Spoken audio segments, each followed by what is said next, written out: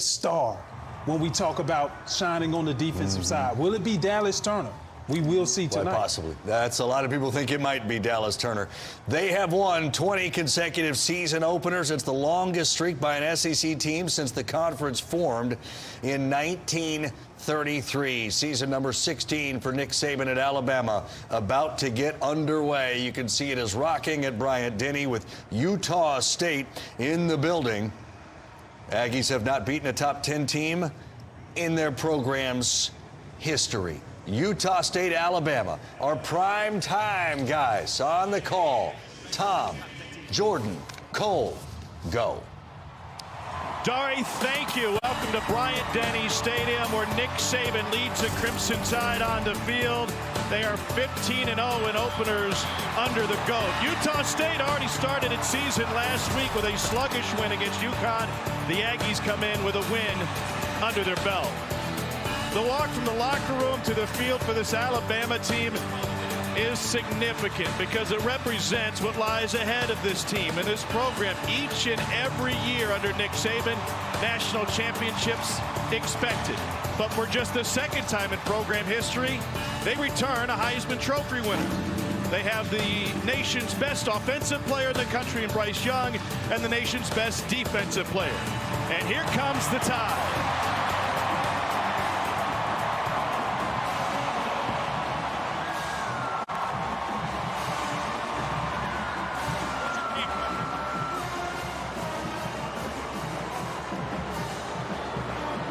Alabama has 52 consecutive non-conference regular season wins. They are heavy favorites tonight against Utah State out of the Mountain West.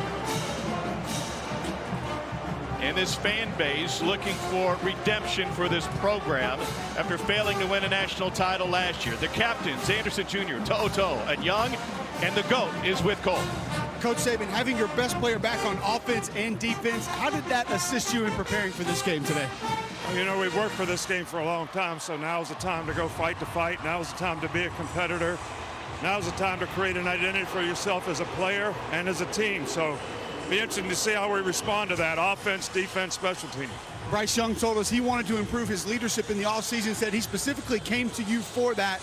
How did you help him improve that this offseason? Well, I think, you know, anybody who wants to be a good leader, first of all, got to set a good example, got to care enough about other people to help them and serve them, and he's done a good job of that. Thank you, Coach. All right, thank you. It is the 96th time Nick Saban has taken the field at the helm of the #1 team in the country. No one has done it more often. Welcome to SEC Saturday Night, presented by T-Mobile. What a game we have for you tonight. Tom Hart, Jordan Rogers, you just heard from Cole Kublik, and you heard about Bryce Young Jr., and you've seen his play on the field, but behind the scenes, he's maybe more impressive. Yeah, it's pretty easy to quantify just how good he is, right? The accolades, the Heisman Trophy, 4,800 yards, 47 touchdowns. You can quantify that, but probably his secret weapon is his mind, how intelligent he is, which is harder to quantify. Well, Bill O'Brien did a good job of quantifying it. He said Bryce Young is the third most intelligent player he has ever coached. #1, Tom Brady. #2, Randy Moss. #3, a second-year quarterback in college and former Heisman Trophy winner Bryce Young. That's pretty impressive. And that is a long resume Bill O'Brien has as well. It's not just the offensive side where this Alabama team excels. It's also the defensive side of the ball, and they feature Will Anderson Jr. Cole, not much better in the country than him. And it's scary to think about, Tom. Could he get better? We've heard that all offseason. How can Will Anderson get better? We've seen the numbers. Can he win the Heisman Trophy? How could those numbers improve upon what they were a season ago? I talked to David Ballou, the strength coach. He said, now wait for this, Tom, a 40% increase in total upper body strength for Will Anderson. 40%. I honestly don't know how it's possible. He said that was the one thing he wanted to emphasize and focus on. Obviously, keeping offensive linemen off of him in the run game, being able to use the hand-to-hand combat in pass rush situations. I'm excited to see what 31 can do tonight. Well, he was motivated. He said his high school coach called him bird chest, and so, you know, he had to look a little bit better for the magazine spread, but man, he looks fantastic. Bryce Young ready to go. Alabama won the toss. They've elected to defer. Utah State will put its offense on the field to start. Will Reichard, the senior from Hoover, Alabama, will get us started. And Terrell Vaughn is back to receive for the Aggies of the Mountain West Conference.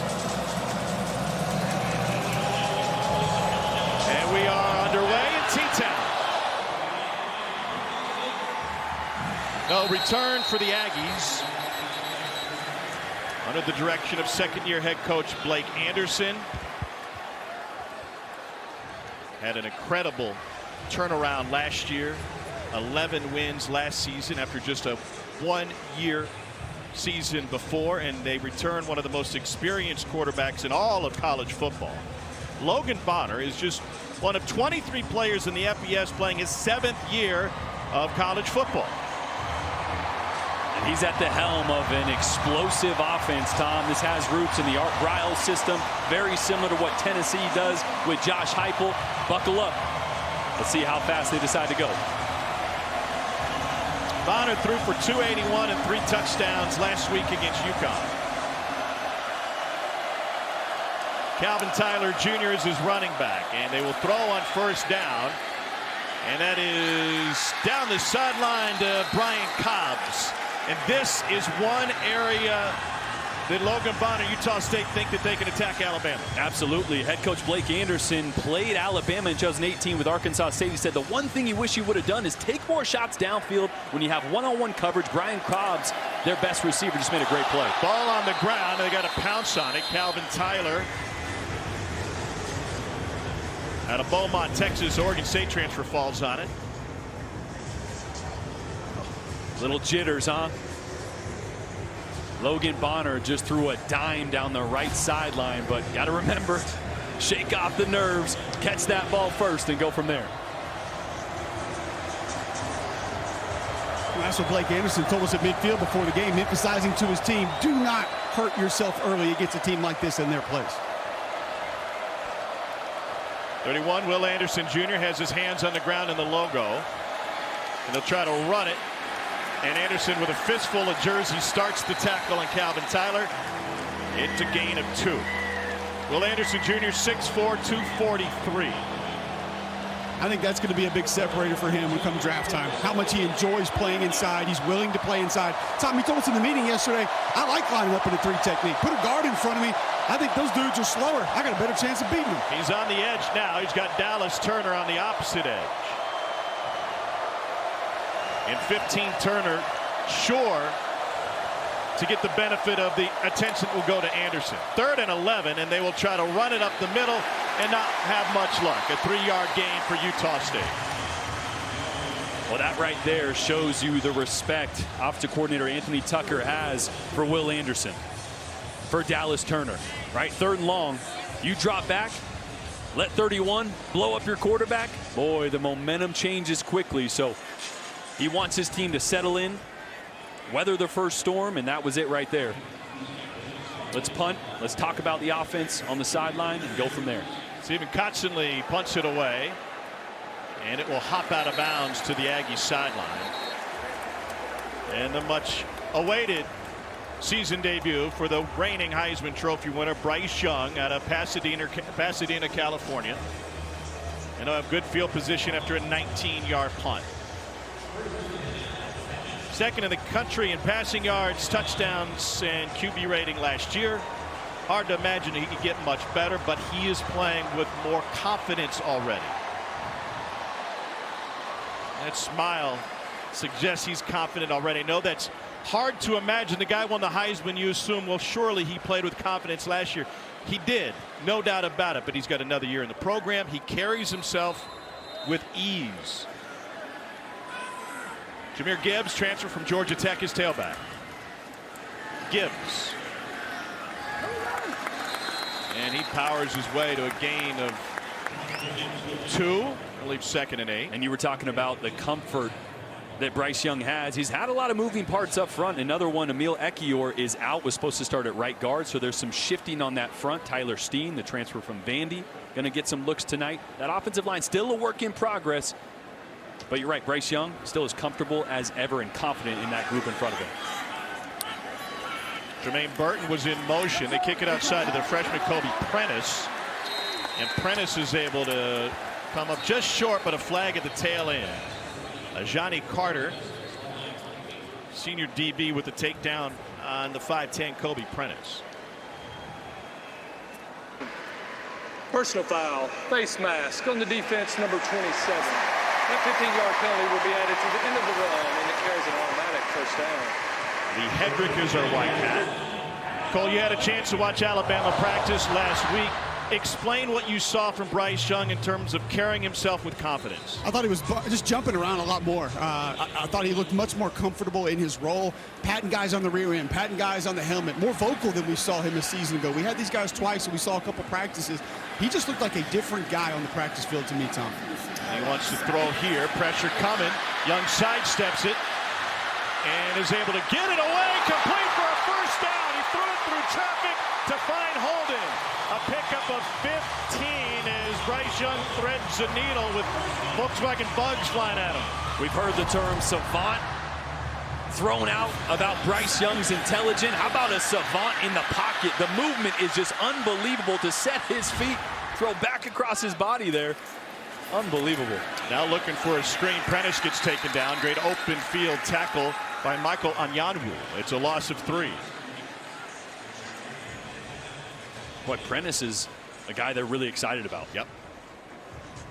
True freshman, came in the summer, really undersized. They didn't really think he was going to get in the mix early on, but he just kept showing up in practice. Great routes, explosive. And he was out there with the ones to start this game. Freshman from Calera, Alabama. Roddy Oots starting at tight end on the left side of the formation. He's swinging out to Gibbs. Great receiver at Tech last year. And he takes it to the 32-yard line. 19 career games at Georgia Tech. He averaged better than 5 yards a carry and was first team all ACC all purpose, second team specialist, third team running back. He is versatile. And they really haven't had a guy that I think is as dynamic as him. Not that their backs haven't been elite, they have been, but his ability to catch out of the backfield, 470 yards last year at Georgia Tech. He's going to be a weapon for this passing attack. Byron Bonds jumped on the edge for Utah State. Vaughn's one of a handful of FBS transfers in this Aggies program. He came in from Texas. And this is a Utah State defense that is not going to sit back. They will attack. No, we talked to their defensive coordinator, Ephraim Banda. He said, we're not going to let the offense dictate to us. We're going to be vertical. We're going to come downhill, come at the quarterback. And you see right now all these guys lined up at the line of scrimmage. They're going to make Bryce Young sort out who's coming and who's dropping right now. They call that the Prowler package. 3rd and 3 now. Pressure. Young gets hit as he throws, and it goes incomplete. Bryce Young said something interesting in our meeting yesterday. He said, if I take a shot from somebody who's unblocked, it's my fault because I set the protection wrong. Yeah, and this one was Bryce's fault. It's tough to see early on. You can see pressure come all the way from the wide side. He looks there right before the snap, but just never double checks. As a quarterback, especially when they're all at the line of scrimmage, set your protection, and as soon as you catch that ball, have 360 vision, 180 vision. Make sure you see everybody in case someone comes and you're a hot throw away. Didn't see it that time. 45-yard attempt for Will Reichert, and that one will curl inside the upright. Alabama able to score on its opening possession, but held to a field goal as Young went 4 for 5 on the opening drive. Utah State will have the ball when we return.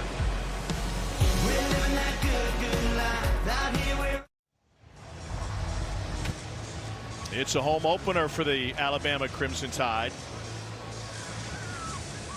They're 96-8 at home under head coach Nick Saban, and the anticipation through the roof for this Alabama program. I suppose you could play that clip every year. They're always expected to win a national championship. Yeah, it's pretty standard.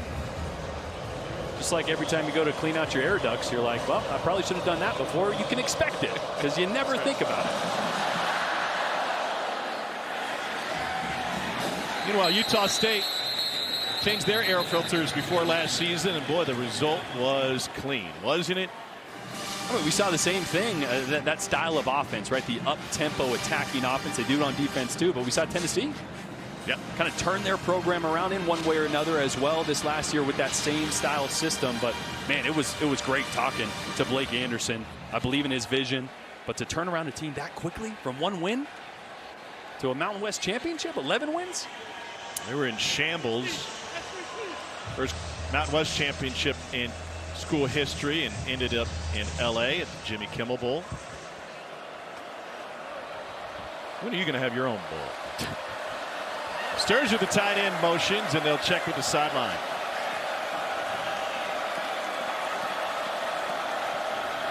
Calvin Tyler Jr., the running back transfer from Oregon State. He gets a touch, and he immediately gets met by a host of Alabama players. Well, it's a really good job by Justin Boygby right here in the middle, number 92, holding up his guy, shoving him off with the left hand and making the tackle. That's grown man stuff right there, Tom. It's like Cole at the buffet, just grown man stuff. Doing work. More Brussels, please. 2nd and 9.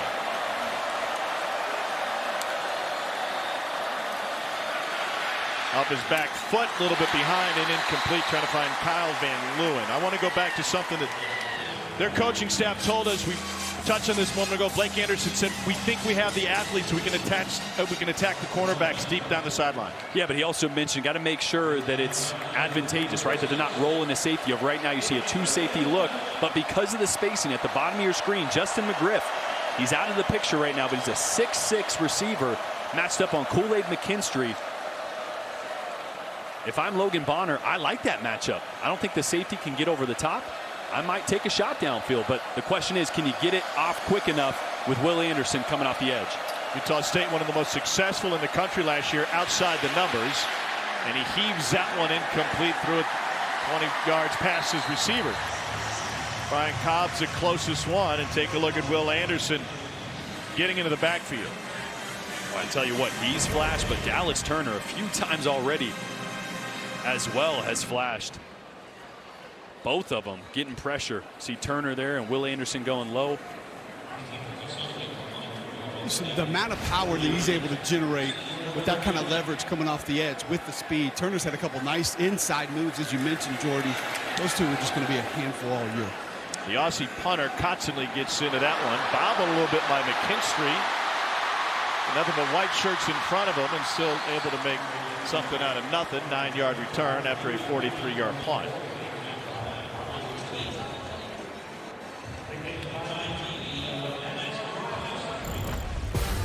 Well, the last 4 quarterbacks at Alabama in their 15 starts have been sensational. Bryce Young has met those expectations.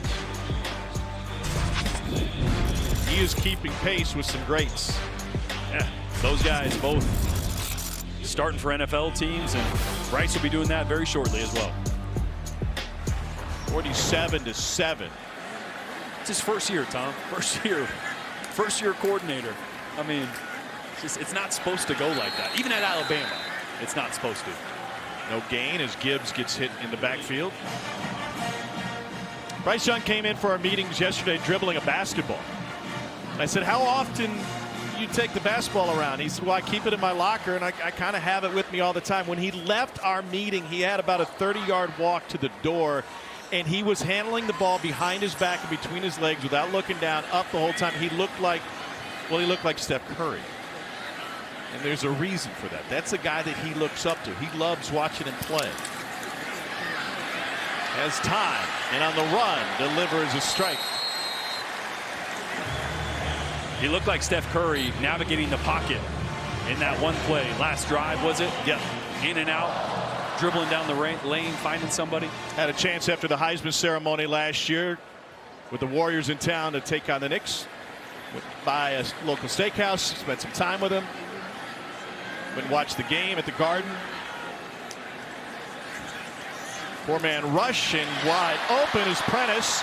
He finds some open space and takes it for a gain of 16. And Cole, he told you that was one of the big moments of his offseason, even though it was right after his season, before his season was even over. No, absolutely. I said you did a lot of cool things this offseason at SEC Media Days. He told me by far coolest thing I did was be able to meet Steph Curry, be able to chop it up with him a little bit. And you think about a lot of cool things Bryce Young's begun to do in the last 4 or 5 months. Midway through the first quarter, second drive for Alabama. It's Prentice again, and the freshman takes it down to the 5. Garvin Hall, a one-time Alabama recruit, with a tackle for the Aggies. Oh, it's a little fake bubble screen. They're going to pump it. Bubble screen here, and then Prentice is going to leak down the sideline. Fake block, leak down the sideline.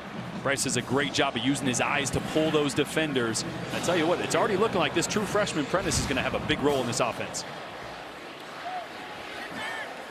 Nick Saban called him the day after he committed to Maryland. He impressed the Alabama coaches with his 40 time at their camp, but didn't leave town with an offer. First and goal.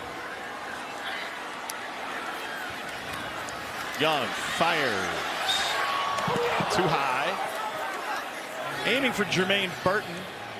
Another new receiver. He transferred in from Georgia.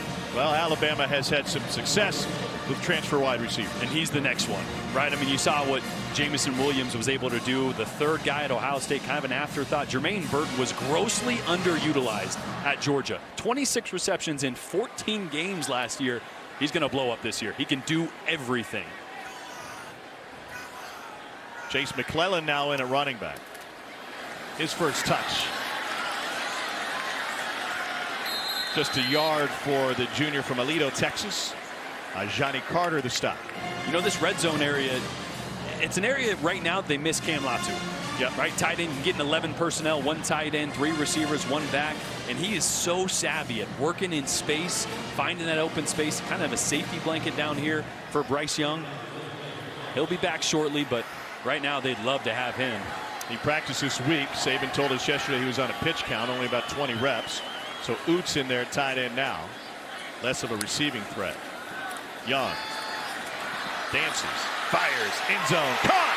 Touchdown, Alabama. Jermaine Burton.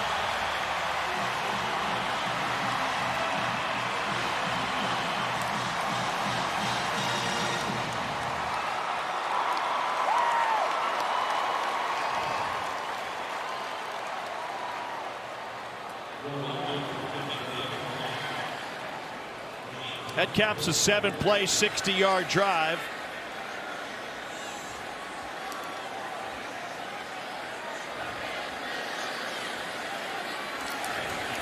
And Riker punches it through.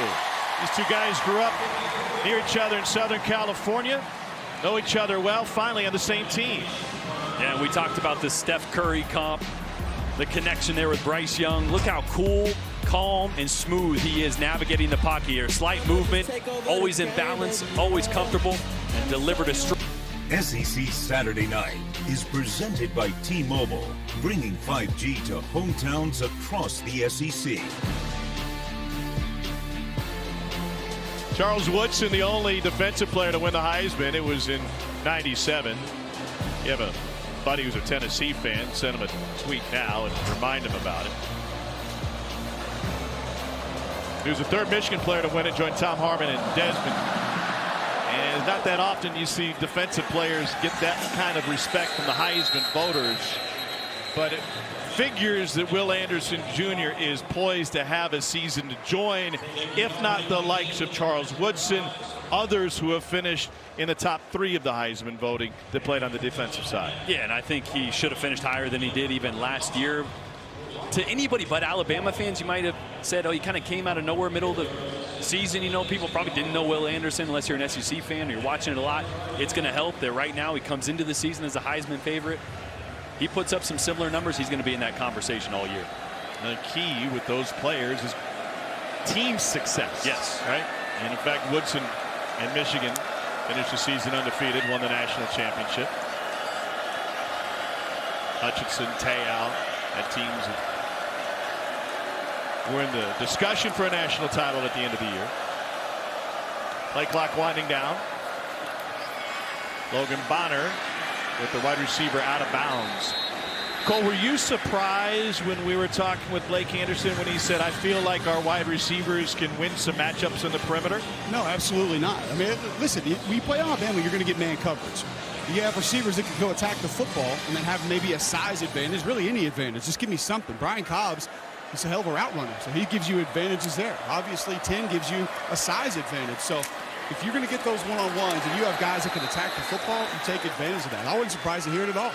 Calvin Tyler Jr. with the run up the middle. Cobbs, transferring from Maryland. Xavier Williams will be on the field, though we haven't seen him yet. He's an Alabama transfer. another part of that too, Tom, is this team's pretty new at corner this year. So that would be the area you'd want to try to go after. See if they decide to bring pressure here. Got a safety capping. There it comes on 3rd and 6. And is caught by McGriff, and he is stopped short of the line to gain. Dallas Turner shows his versatility by dropping back for the tackle. Freshman All-America season last year for the Fort Lauderdale product out of St. Thomas Aquinas. They're going to go for it on 4th and short.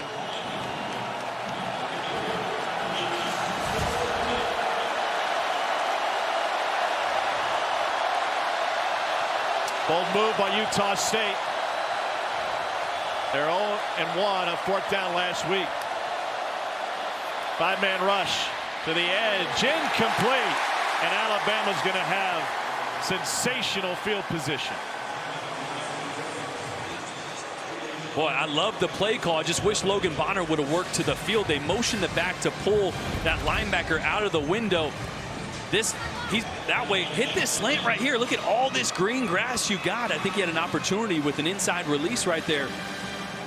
Just looking for his one-on-one matchup, as we've mentioned a couple times already tonight. But the way they use spacing, find that green grass and attack it as frequently as you can. Obviously, I'm not down there staring at Will Anderson and Dallas Turner, so that's a whole other problem that you're trying to sort out in your head. But that's one. He'll go to the sideline. He'll talk to Anthony Tucker, his offensive coordinator. Say, hey, next time when we come back to this, I like this matchup. Let's attack it. Bama saw this offense, or at least a version of it, last year when they played Tennessee. Josh Heupel was at UCF, and their offensive coordinator now at Utah State, Anthony Tucker, had been with Heupel at UCF. This is shot territory here. Change of possession inside the 40. The play action. Rice goes deep. It is incomplete. Flag down on the coverage of Jermaine Burton from Michael Onyanwu. Yeah, sometimes it's easy. You're just laughing about it. I knew the play was there. Pass interference on the defense, number 22. That penalty will be enforced 15 yards from the previous spot, and it carries an automatic first down. Getting a condensed formation, little play action. And Jermaine Burton is going to be on a deep corner route there and just slightly underthrown, right? Here's the thing. They have a million reps together already, but not game reps. Yeah. And that's a little different. So the chemistry is going to involve. It's not going to take very long, but that's one of those throws that they won't miss that next time. That was their first play with 12 personnel with 2 tight ends in the game. Here's Gibbs to the outside, and he's knocked out of bounds. We were at practice last week and going good versus good. They continually gave it to Gibbs to get to the outside, and even if you think he's bottled up, he's got speed and strength to gain yardage. He's got another gear. I mean, the burst, when you watch him on film and then you see him in person, it just, you're watching film, you're like, man, that guy's fast. He can move. You see him in person, you're like, oh my gosh. When he decides to click it into another gear, there's not many guys that can keep up with him. But the last couple of seasons at Georgia Tech, Gibbs changes direction, and then he gets stood up. No gain. Not a new wrinkle, but a little bit of a new look for this Alabama offense this year. These last 2 runs, gap scheme runs. So a couple offensive linemen going to block back, a couple going to pull counter on that play. You saw a truck or a horn play the previous time. That's one that I know Eric Wolford and Coach Bill O'Brien want to get going because they know how Gibbs can get to the perimeter. Wolford, the first-year offensive line coach, came in from Kentucky, did a great job with the big blue wall in Lexington. It's Jermaine Burton in the slot right here. He's going to be working in man coverage. Bryce Young sees it, just said something in that direction. 2nd and goal. Quick hitter to the slant and to the end zone. Touchdown, Trayshawn Holden from 9 yards out.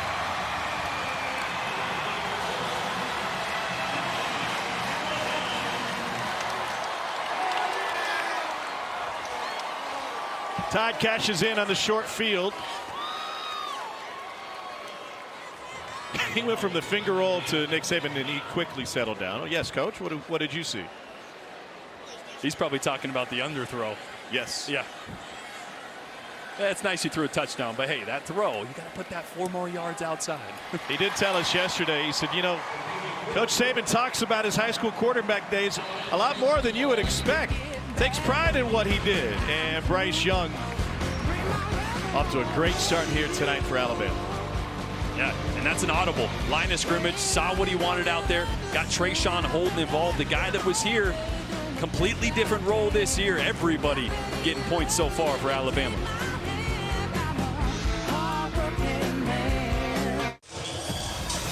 This season, for every field goal and extra point made by participating universities, Allstate will make a contribution to the university's general scholarship fund. Thank you, Allstate. After a 3-play, 34-yard drive on a short field, Alabama kicking off again.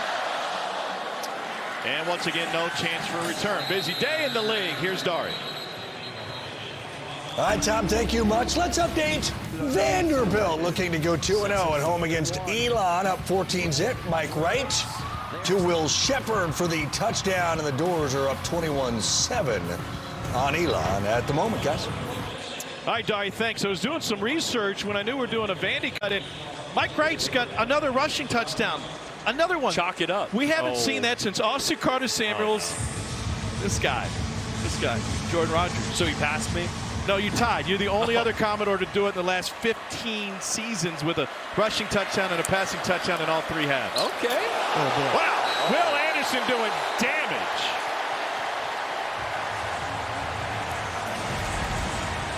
Cole, what'd you see? See, you can't wait to read a mess point with a guy that can attack the football that fast. You just can't do it. Will Anderson wants to attack. He is in attack mode on almost every play.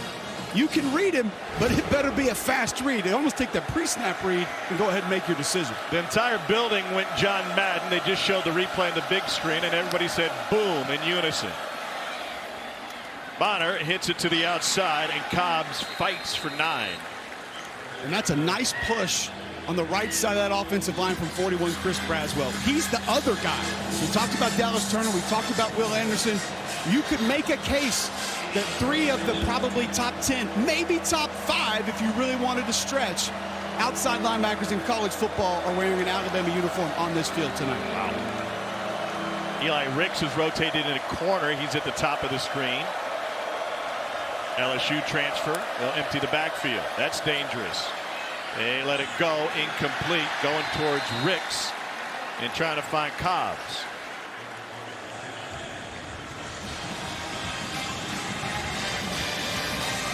Jordan, you dropped a wow there. Let me just give you a couple other notes here on Chris Braswell.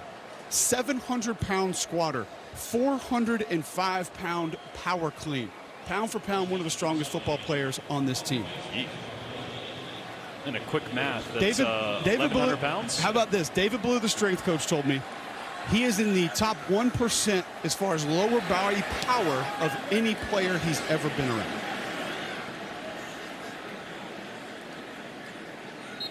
Good roll from Kotzenle. 51-yard punt. Bryce Young has started this game 9 for 11 for 89 yards, couple of touchdowns. I mean, the full arsenal has been on display. The pocket movement, the mobility, the accuracy. I mean, look at just those subtle movements in the pocket. It's very Tom Brady-esque. I know you don't just throw those out, but Bill O'Brien did talk about Tom Brady and Bryce Young in the same breath, and the intelligence, and he has been laser accurate. The Heisman Trophy winner has not missed a beat.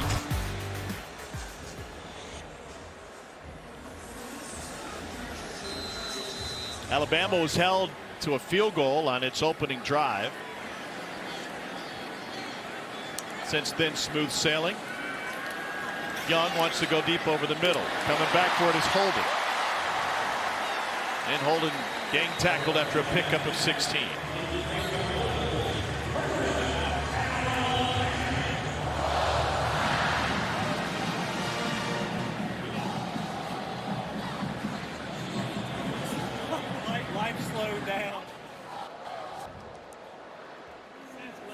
Quick hitter to Prentice. And he made the first man miss before taking it to midfield. Bryce Young not bothered by being off platform. No, it's the little things he does. Look how quickly that ball comes out. His feet really don't move.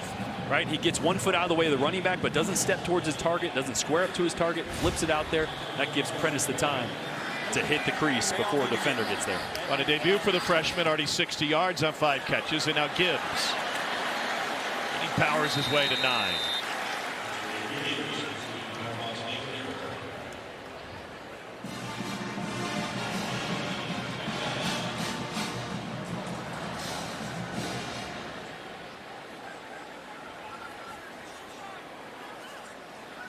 A lot of options here on 2nd and 1. Going to the tight end, Robbie Oots, sophomore from Rock Hill, South Carolina. Cameron Latu practiced this week, but Nick Saban told us he was on a pitch count, was out there for about 20 reps, and should be good to go when Alabama travels to Texas next week. Injured player for Utah State will stop play with 26 seconds remaining in the first quarter. Alabama is averaging 7.2 yards per play. There's Latu, turning tight end. And it's pretty remarkable. Without Latu in the lineup, Bryce Young is without his 6 top pass catchers from last year. I mean, he's breaking in a completely new group of receivers out here. We're seeing true freshmen contribute. We're seeing Jermaine Burton, transfer from Georgia. We're seeing Robbie Oots, a young tight end. It's kind of like an H-back guy getting in the mix. What's the biggest challenge for a quarterback when you've got a whole new group? Well, it's just what I mentioned earlier. It's you can get on the same page and build chemistry in shorts and T-shirts in 7-on-7. You can build chemistry in team, in practice, in fall camp, no doubt. But when the lights turn on, things happen differently. Yeah. Right? You can't always predict exactly. You know, coaches hold up the cards. Hey, here's where the defense is going to be. No. Sometimes routes take longer to get up the line of scrimmage. Some guys adjust differently. Some guys have game speed that's another notch that they don't have in practice. So these are the reps where you're really going to find out what the chemistry is like, where it's at, and how to build on it. And we're starting to see that. Well, Kessie Vakauta, the injured Aggie, helped to the sideline. Leaves 3rd and 1. Ephraim Banda, the Utah State defensive coordinator, said we want Bryce Young to have to think after he takes a snap and make a decision then as opposed to before. So they're trying to disguise a lot of what they do. Toss to Gibbs. Full head of steam. And he picks up 6. He is going to be a wrecking ball for Alabama this year.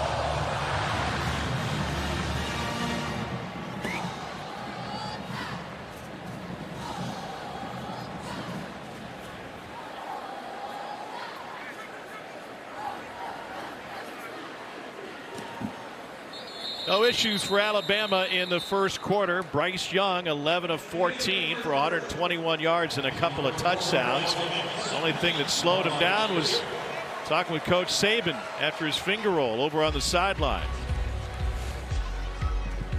Good start for Alabama. Their freshman receiver Kobe Prentice is on a roll.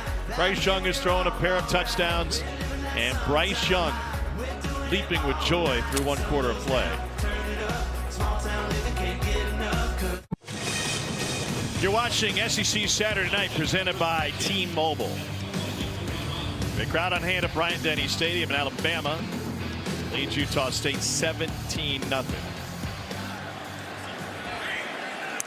That's Holden in motion. They'll hand it off to Jace McClellan, and he runs towards the rainbow and good for a first down.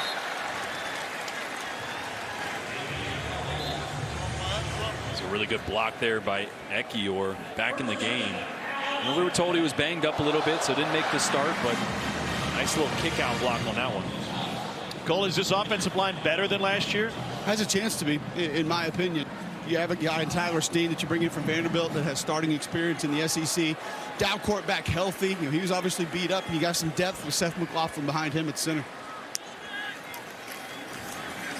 McClellan gets taken down behind the line of scrimmage. Penetration up front from Utah State from Sinitui Aki.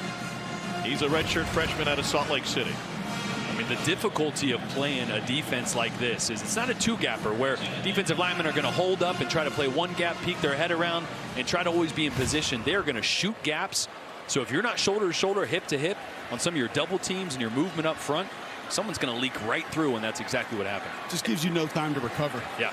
Ephraim Banda, their DC, made it sound like Alabama was a simple offense to prepare for, in the sense that he said, listen, they only have 10 plays, but they run them really, really well. Young sidesteps again and threw it just a hair behind.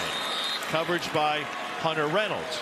But talking with Banda about it, he said, you know, it's hard sometimes for coaches to take their ego out of it, but be really good at 10 plays. Some have massive playbooks just to justify their checks.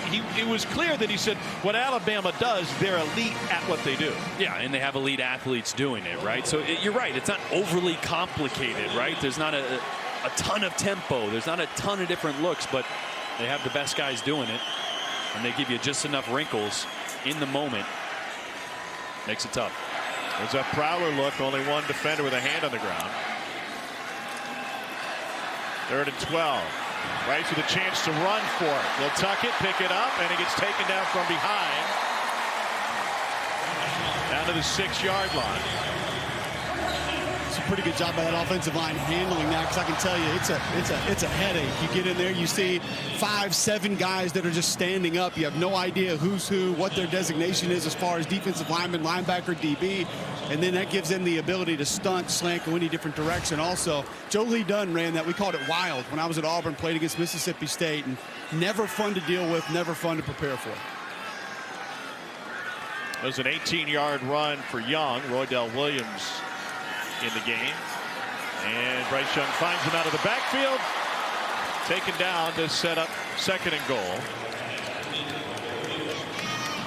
I'll tell you what, that's a really good tackle in space. Andre Grayson, the cornerback there. Roydell Williams is a big back. You're sitting out there on an island, it's you or a touchdown. It's actually one of the better red zone defenses in the country last year. They did lose a lot of their pieces, and going against a different beast here tonight, but it's a team that'll get after you in the low red. 11th play of the drive for Alabama. Touchdown. Bryce Young finds Jermaine Burton for the 2nd time tonight.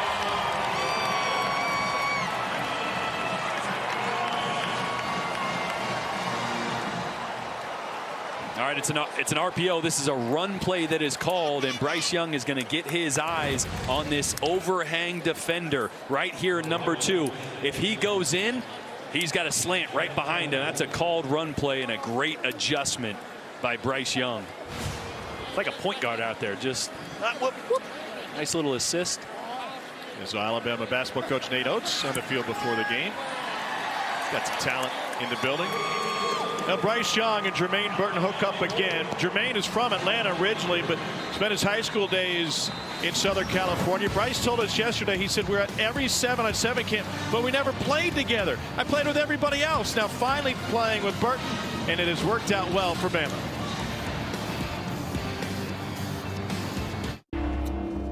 Dari Noke in studio. Why don't we update, shall we, South Carolina? Spencer Rattler's first start. Well, here's a little pitch to Marshawn Lloyd, who does the hard work to get into the end zone. Extra point, no good. 6-zip early 2nd. Gamecocks against Sean Elliott and Georgia State. Well, Dario was wondering why Doring skipped out on his studio work tonight. We got the answer. He's all in the game with Courtney Lyle, and they get a chance after this touchback to see another transfer quarterback in the SEC. You could put together almost a roster full of them. It's the wild, wild west. You got a Big 12 starter. You got a Pac-12 starter. Well, projected starter. Pac-12 starter. And a couple other guys that transferred in and got beat out, but still one play away. This is the new era of college football. We're going to see this a lot, but pretty impressive to see guys coming all the way across the country, a few short months, stepping in and taking over SEC programs. We saw quarterbacks transfer before the transfer portal blew up, but it was usually a guy who didn't win the job. Right. That's somebody who wasn't very good. Yes, that's somebody who was looking to better his standing. 31 on the edge. And they run towards him, and guess what? He picked up the tackle, swallowed up Calvin Tyler Jr. Well, when you watch Will Anderson, he's so good with his hands. Right on the right side of your screen, watch him push 74 completely off of him. With those long arms, he's able to get off him and get right to the running back. Aggies going tempo here. We talked to him about it yesterday. He talked about having heavy hands. That one delivered on time, but then dropped by Terrell Vaughn. I always thought as heavy hands is a boxing term, right? You deliver a punch and you get heavier hands than the other guy. He uses it talking about his strength.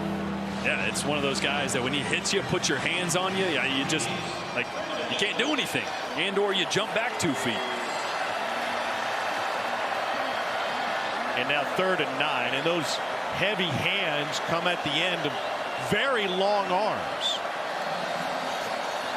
More wide for Utah State. Logan Bonner just 3 of 9 through the air so far this evening.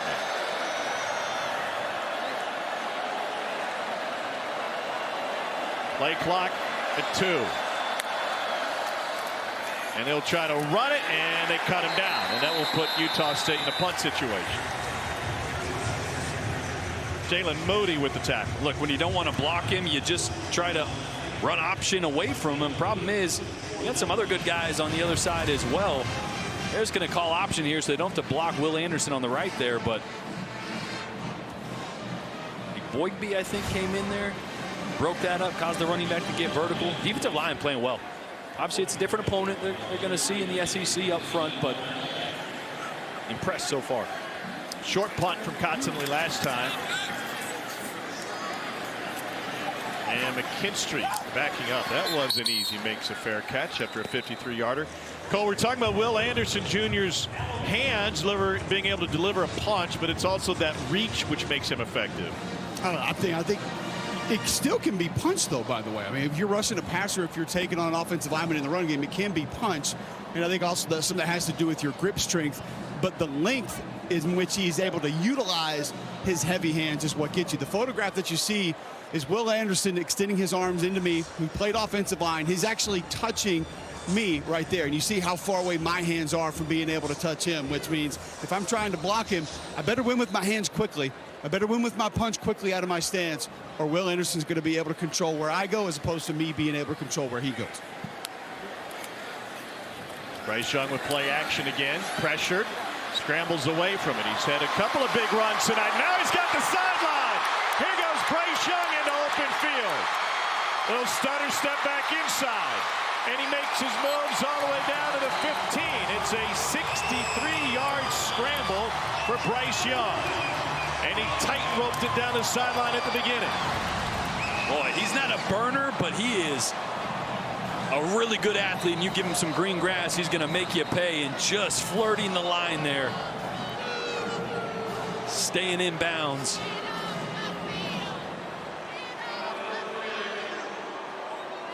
Oh, a little Euro step in there. Yeah. I mean, a little hop, skip, and whoop.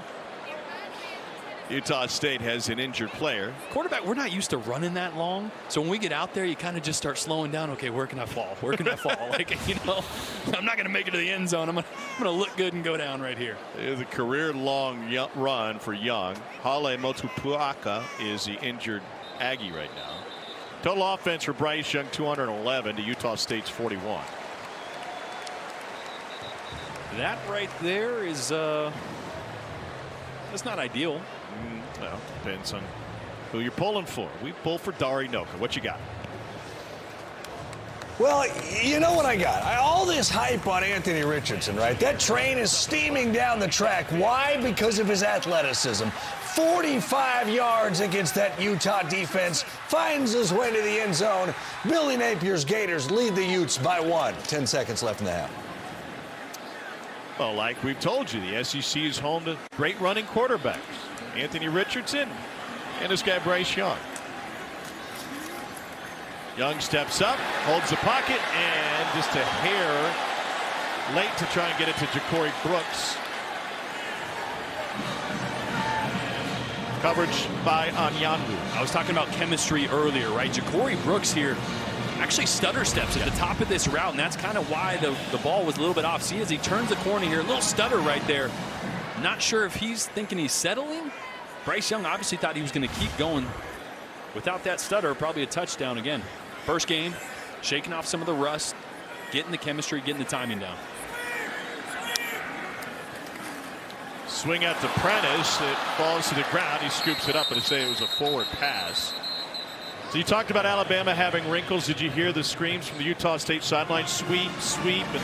And Instead, they throw it to the receiver with Gibbs going the opposite way. That's the worst feeling ever. You do film study, you're like, okay, out of this formation, this motion, here's what they're doing. It's 90% of the time. Well, yeah, the coaches over there, they know that too, and they're going to say, okay, instead of doing that, let's do this.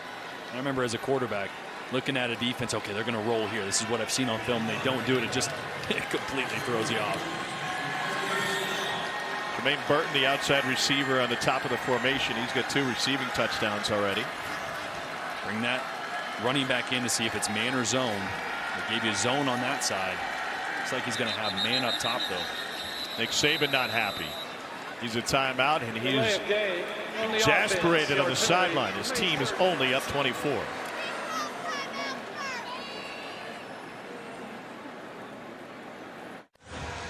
Let's take a look at our hometown connection, brought to you by T-Mobile. Subject is Emil Ekiyor, who is from Indianapolis at a Cathedral High School, and he's used his NIL money to help others, lending not just his name and his platform, but also extra effort to go with a nonprofit organization and a national bank, provide shoes for kids whose families can't afford them, especially back home in Indianapolis. And he said, I remember vividly having a teammate as a kid who grew up in juvenile and foster homes, and one day at basketball practice he busted right out of his shoes. They were so worn down, and he had to give him an extra pair of his shoes that he had because he was in a better situation. Ekiyor growing up, he said, that stuck with me. I think it's really cool that fast forwarding now, I'm a person giving shoes to kids based on one situation like that.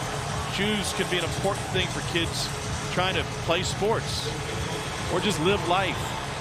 Fantastic work by Emil Ekiyor. No safety help here. Watch Jermaine Burton attack the middle here. Slot receiver. Out of the timeout, 3rd and 10. Bryce Young signaling something over there. Pressure from the edges. He's got man this side. That's complete. A spin, first down, touchdown. Trayshawn Holden.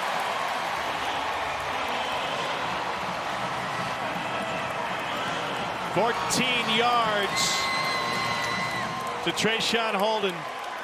And Bryce Young has thrown for 4 touchdowns here in this first half.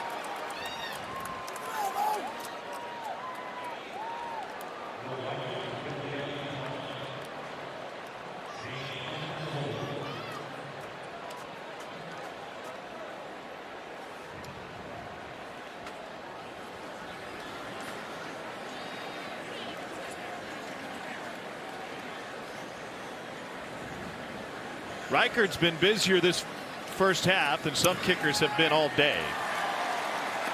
31-0. You know what I love here? We've seen already a few times down in the red zone, Bryce Young signal out to his receivers, right? He's changed a couple plays. One for a touchdown earlier to Trayshawn Holden, I believe. One time he missed Jermaine Burton. He's signaling out there to the field. He ain't going over there. He knows where he's going. He's throwing that out to the boundary. He's got man coverage. He likes it. Like, he's just playing mind games. Just playing mind games. I mean, just thinking ahead. He's go, okay, I'm gonna, yeah, let's do this, and this helmet tap doesn't mean anything, but maybe they'll think it does, and I'm gonna throw this because my guy's got cushion, and he's gonna make a play, and that's a touchdown. Told you about Emil Ekiyor, and he's in on the celebration. Do safeties react to that? Does that buy you a step, or is it more than just a step? Is it all of their attention? It's the attention, right? They may not move, but as soon as that snap goes, that's where their eyes are going to go, right? I mean, he's just setting things up, right? It had nothing to do with that play. It had to do with the next time he's down there. They'll be like, oh, well, he signaled and they didn't throw it over there. It's reverse psychology, right? You signal once, you throw it over there. You signal the other time, you don't. Always keeping the defense guessing. Chess versus checkers. Exactly. You ever played chess? No. More of a Chinese checkers kind of guy. I was on a chess team. Oh, really? Yeah. First chair? 3rd grade. No, I think I was like the 2nd rotation of the main. I got one game in on the state championship. I won. Really? Yeah, the move was sitting there for like 8 other moves, though. I didn't see it forever. It was pretty embarrassing. You're just a pawn to rook 4 kind of guy, aren't you? It's a queen's gambit out there. New quarterback for Utah State. The 24-year-old in his 7th year is replaced this moment. It's Cooper Lega, junior from Orem, Utah.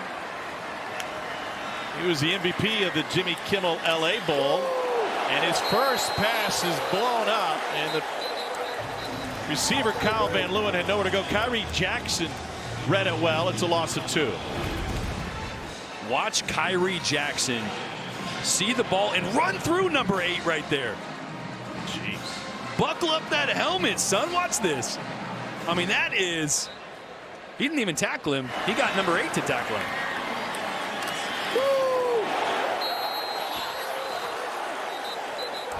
There's competition at that quarterback spot. Jackson is showing he belongs on the field.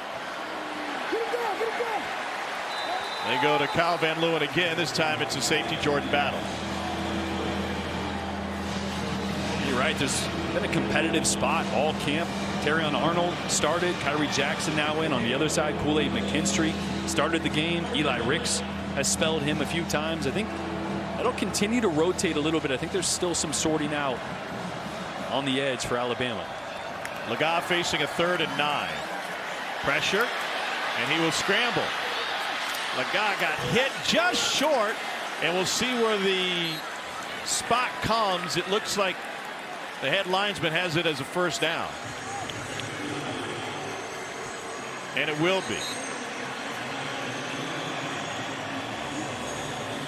Laga did not get in the UConn game, but the last game of the last game of the season last year for Utah State in the bowl game, he became the first FBS quarterback to throw a touchdown in a bowl game on his first career pass. Ended up throwing for 171 yards against Oregon State. And sneaking through is Calvin Tyler Jr. Here comes the tempo for the Aggies. Yeah, this offense, right? It's not full speed all the time. Once you get that first down, then you start to push the tempo a little bit. You want to get things sorted out first. It's really a momentum tempo for this offense.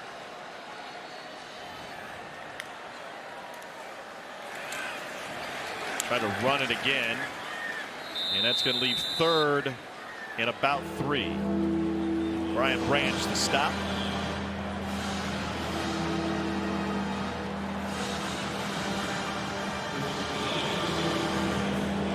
Utah State has already gone for it on 4th down once in this game. They failed, and Alabama scored 3 plays later. 1 of 6 on 3rd tonight. And man coverage across the board. Somebody's got to separate.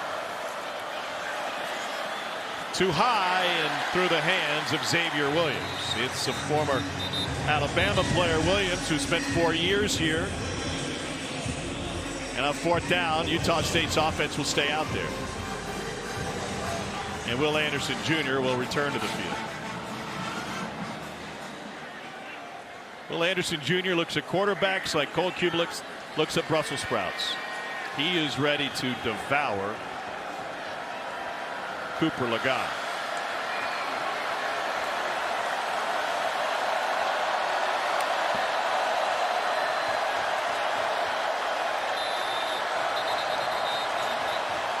Utah State uses a timeout, facing a 4th and 3. Blake Anderson trying to get his team going. They haven't scored yet.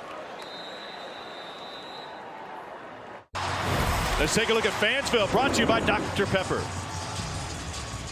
Alabama opener, Dr. Pepper, the drink of the time. Roll Tide.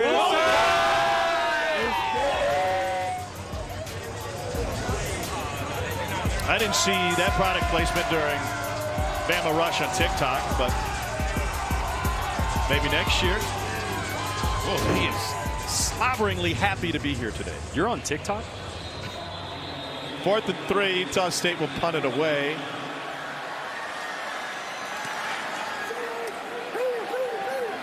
And that one will hop out of bounds to the Alabama sideline. Special thanks to our friends at Wheels Up, helping make travel easier. Jordan was in Fayetteville pounding solo cups with John Daly this morning, and here in Tuscaloosa this evening. I got some loudmouth pants from Daly. Got a couple tips on my swing. Did you swing the club? I did, yeah. Hit a driver in front of John Daly? Daly? Yeah. Well, it was an exploding ball, but I did. He said, "Don't swing out your, you know what, next time." Oh, you were swinging out your. I went for it.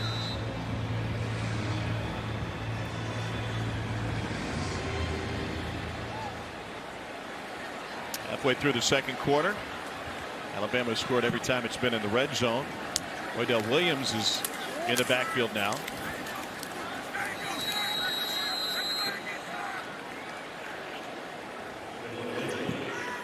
John Daly played a little high school football. He was a great kicker. Elias High School in Jefferson City, Missouri. There's a nugget. Yeah. Kicker, huh? I think, remember Clay Hench was a tight end here a few years ago. I think he played for his grandpa.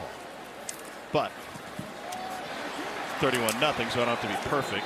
There's Miles Kitzelman, sophomore from Linden, Kansas, by way of Hutchinson Junior College. Picks up a first down.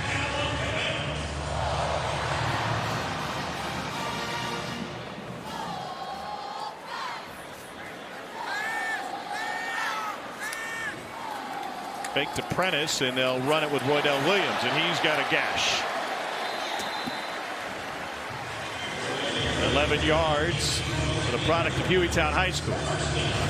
I do love that this Utah State defense is still being aggressive. They're still bringing guys off the edge. That's their identity. They're sticking to it. That leaves you a few gaps every now and then, and that's what you saw. Roydell Williams hit right there.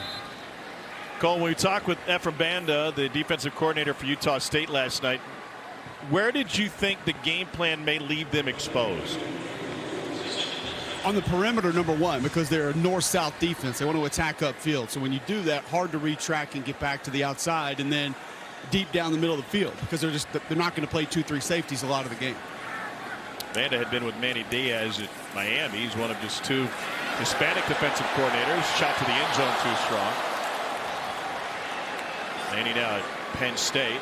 And talking with Coach Banda yesterday, he pointed out, being in Miami, recruited and saw a lot of these Alabama guys in person, so well aware, if anybody else wasn't, of their skill set. And he said, one thing about Alabama, they go and play for Nick Saban. I know how good these guys were in high school, and they get better each and every year.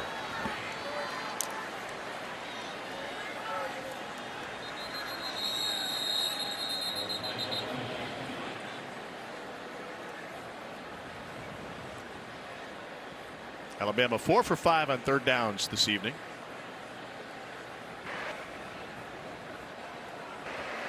Offside on the defense, number 0 in the neutral zone, causing an offensive reaction. 5-yard penalty. It remains third down.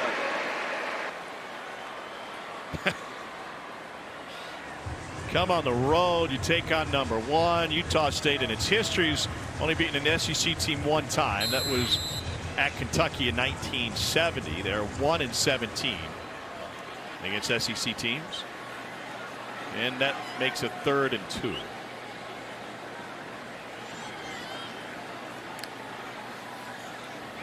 Here's McClellan. Got forward for the first down.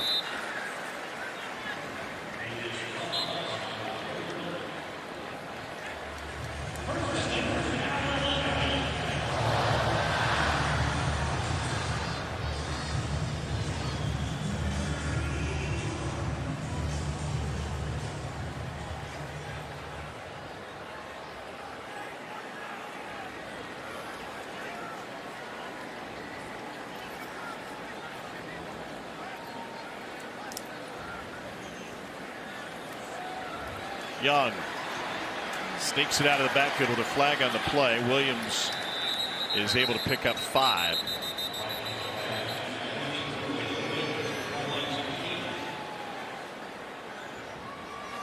Get a little pass interference there in the secondary.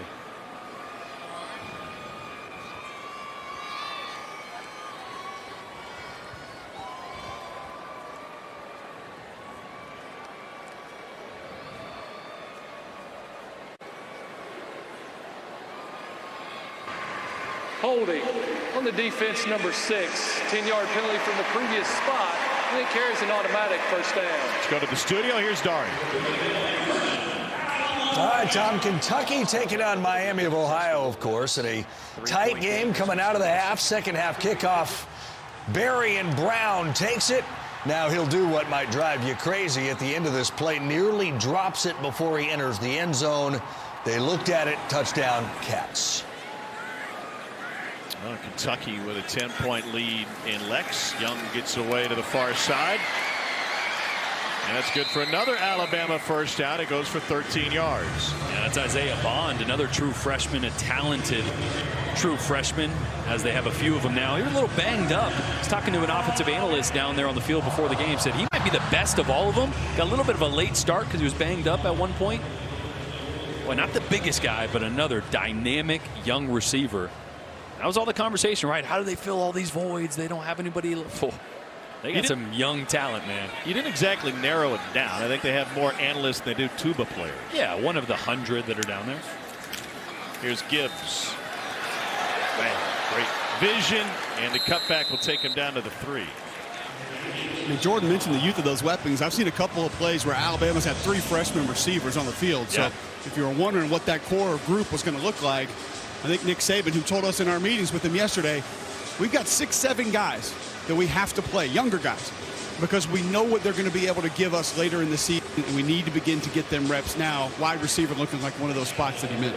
He didn't make a direct comparison to Amari Cooper with any of these individuals, but as a situation. He said we knew what Amari Cooper was going to be, and so we used him in places maybe he wasn't exactly ready, but we knew we needed to facilitate that development. Corner out. 2nd and goal. There it is, and incomplete, and no flag. Trying to find Bond. So junior college, I gray shirted.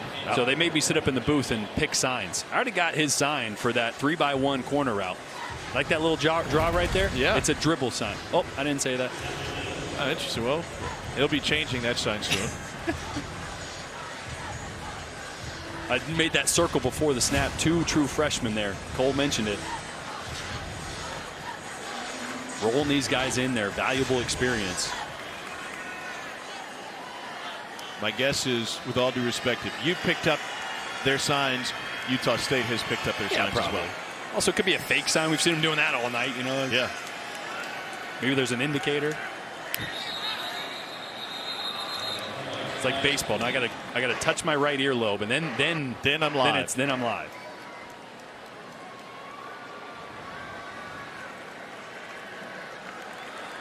Delay a game. And that'll back Alabama up.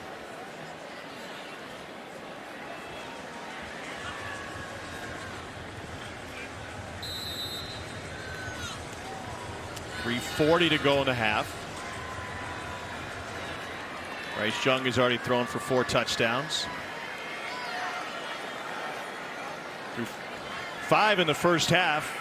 Mid-November last year against New Mexico State. Got to match that here on 3rd and goal. Pocket collapses and they take him down. First sack of the night. It's Daniel Greshik, Nevada transfer. Greshik does a really good job starting on the inside of looping and working back out around his man. Little spin move there on Robbie Oots. I mean, that's just motor. That's a good pass rusher, though, on a tight end one-on-one. I mean, it's just I always will say, don't understand how you can ask a tight end out on the edge against a decent pass rusher to survive more than 2-3 seconds. 33-yard attempt for Will Reichard. And that one is true. Bama 34, Utah State nothing.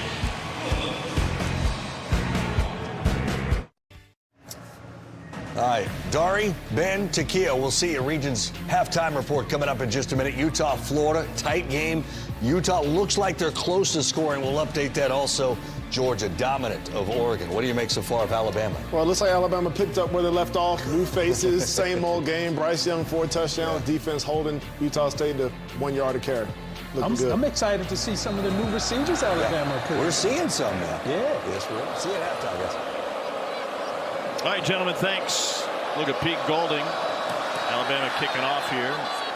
Pete Golding, the defensive coordinator, and Cole, if he needs some help, he's got a lot of guys in that building he can lean on. There's no doubt about it. 58 yards for Utah State tonight. I'll be surprised if they give up much more of that in the game this year based on the defensive coordinator prowess that they have. Saban served as a DC. You see the schools that Pete Golding, Charles Kelly, Travaris Robinson have served as defensive coordinators. Well, Sal Sunseri's on the staff. He's been a DC a couple places. Dave Huxtable's been around town. And Todd Grantham from Florida, Georgia, Mississippi State. We all know about his high-pressure scheme. He is now on staff here at Alabama. Guys, that is 7 defensive coordinators that have been a DC in college on this Alabama staff this year. The brain trust of defensive scheme within the halls of the Alabama football facility is obscene for this team. Colt, their backgrounds are, how would you describe them? Similar or very, very different? I think very different. I mean, there are some that are from that Saban tree, obviously Sal Sunseri. Now, if you go back and look at it, Todd Grantham is from the Saban tree somewhat, but he kind of branched off a little bit, did his own thing, and became a little bit more high pressure. So I don't think Coach Saban wants to bring in a guy who has a completely different philosophy, because he wants them to understand what they're attempting to do, what they're attempting to get in, how they fit the run. But I think he loves new and innovative ideas that he can add to a scheme that's similar to his. On 2nd and 10, they try to run it, and Calvin Tyler swallowed up. It'll be a loss of 2. Deontay Lawson on the stop for Bama.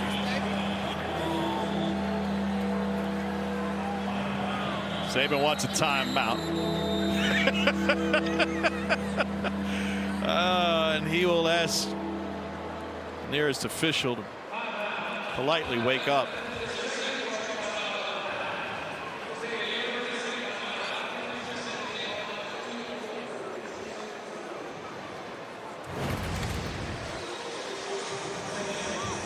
Nick Saban wasn't having his way initially. Kind of similar to what it is at home with Miss Terry. And this summer, he walked through all of his various roles at home, and he said, you know what, I'm pretty good at that too.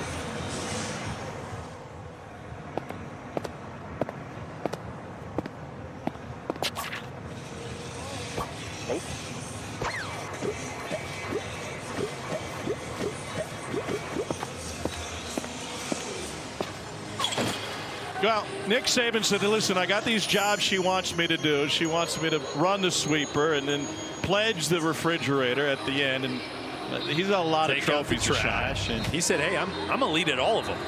That's right. Y'all think I'm good at this. I'm pretty good at that, too.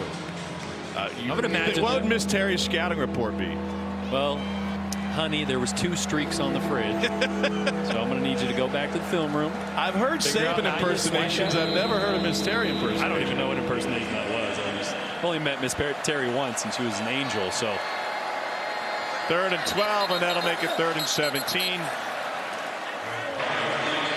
False start on the offense, number 56. That's a 5-yard penalty, and it remains 3rd down.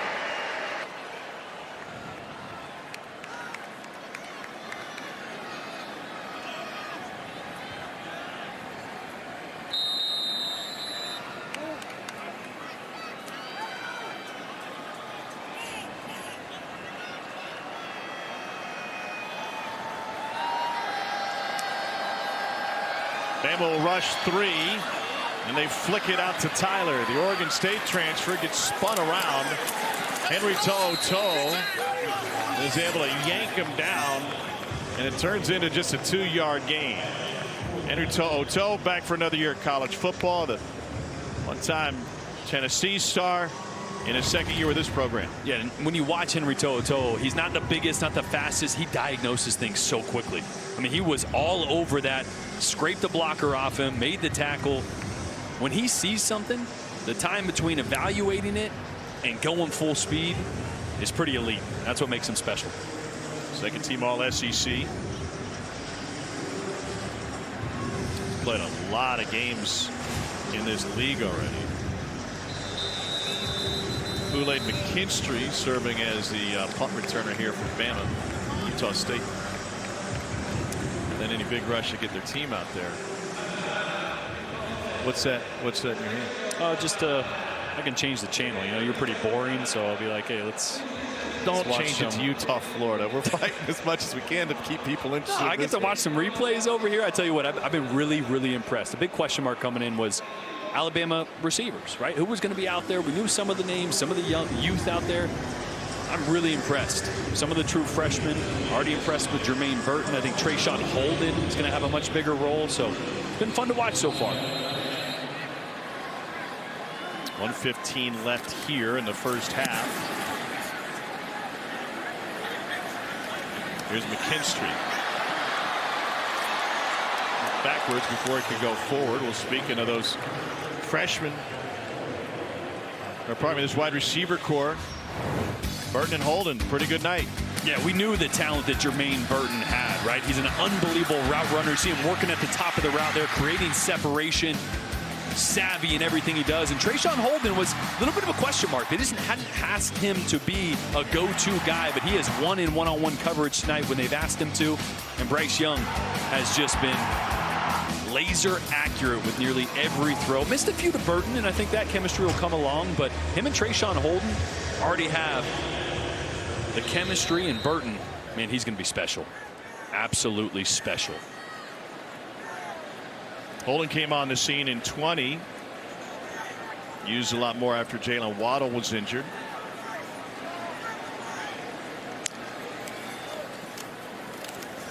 Patson throws to the outside, and that is incomplete.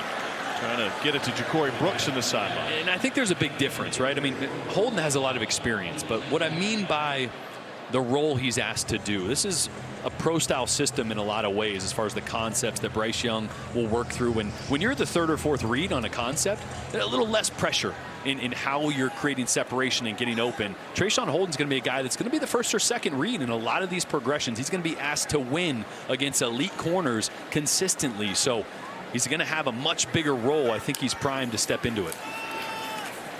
Throwing on 2nd and 10. Oh, great catch, but then Trayshawn Holden got folded in half, held on to it, gain of 17. Wow.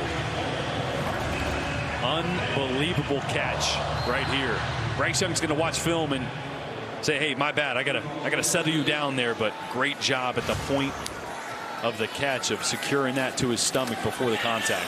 With pressure coming, Bryce Young throws it wide, and there's a flag after he went down. Patrick Joyner Jr., transfer from Miami.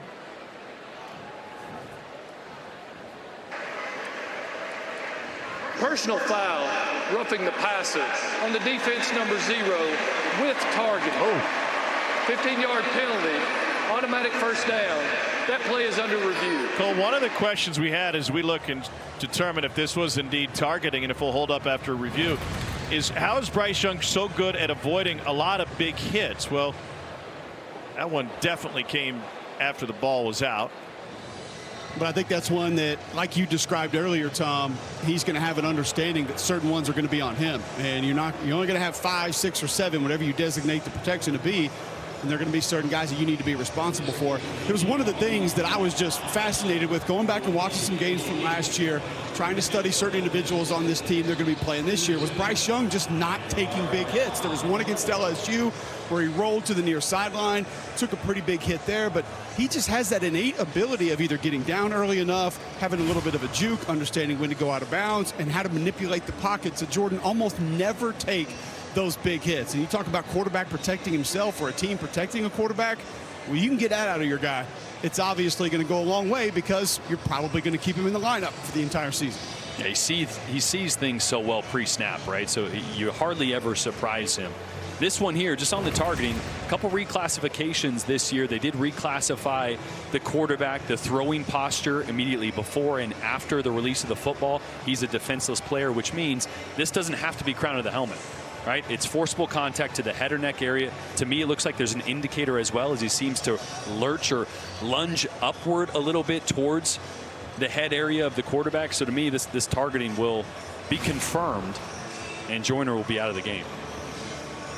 The other classification, the targeting of the crown of the helmet, they actually changed it. Now it's a 6-inch radius at the very top of the helmet. So they're trying to re-emphasize the very top of it, the apex, and less kind of just above that face mask. Yeah, it used to be the top of the, essentially where that Aggies logo is, right where it used to kind of be right there, would be included in that crown. Now they really want to focus on lowering of the head and that 6-inch radius on the apex. But because Bryce Young is a defenseless player there, doesn't necessarily have to be crowned. Here's the confirmation. After review, the ruling on the field is confirmed. Number 0 of the defense is disqualified. And they'll bring it early into Patrick Joyner's night.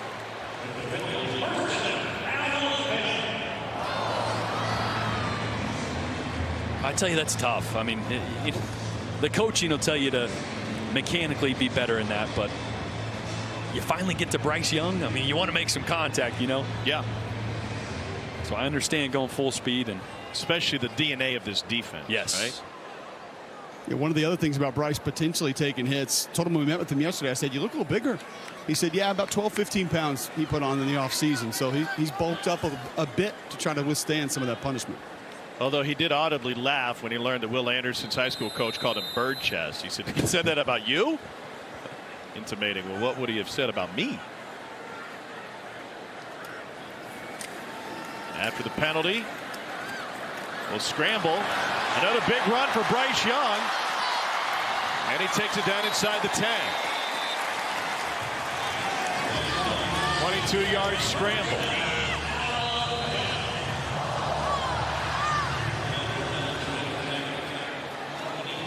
Another half minute to go in the first half.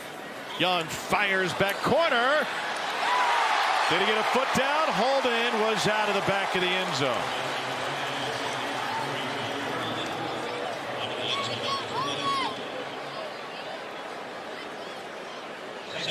Tell you what, they're going to be practicing some corner routes this next week. They have just been barely off. I mean, that hits Holden's hands, but it's a little bit toward the back of the end zone. The quarterback, you want to lead him a little more towards that back pylon. Have a few extra yards there. Took him a little far upfield. So towards the flutes. Yeah, I mean, yeah, just right of the flutes there, Tom. Let's see, it's close, yeah. Toe just on the line there. Meanwhile, that was more towards the marimbas. That's a marimba. That'll show you at halftime. Kind of like a xylophone. Yeah. Young flicks it out, and Jace McClellan takes it in. 5th touchdown pass of the first half for Bryce Young. McClellan gets in on the fun. It's already the 4th career 5-touchdown game for Young. Oh, it's just a perfect storm here. Utah State brings a big pressure to Bryce Young's left. You can see Jace McClellan just leak out to the right. There's no linebacker there to have him. A safety's responsible for that, but he's not even close by the time Bryce gets him the ball. 5-play, 62-yard drive.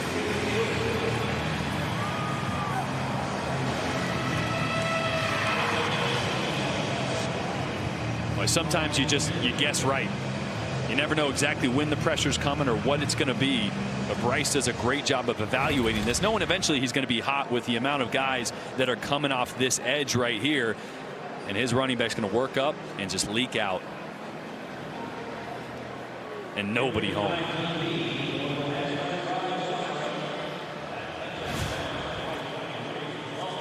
That might be the end of his day. Mentioned that he did that last against New Mexico State. Yeah, no reason to come back out, you would assume. Or sitting in there in halftime, he can watch the live performance of the $1 Million Band on SEC Network Plus, and you can do the same. Start streaming now on the ESPN app. They got marimbas down there. They're going to do that at half? Yes, marimbas will be out. They'll roll them out. They're in the far left side right now. Percussion family, very similar to. You think they have a group of like nose flutists? No, I don't think there are any nose flautists. How about this? Oh yeah. How about recorders? I was good at that in like 2nd grade. You know.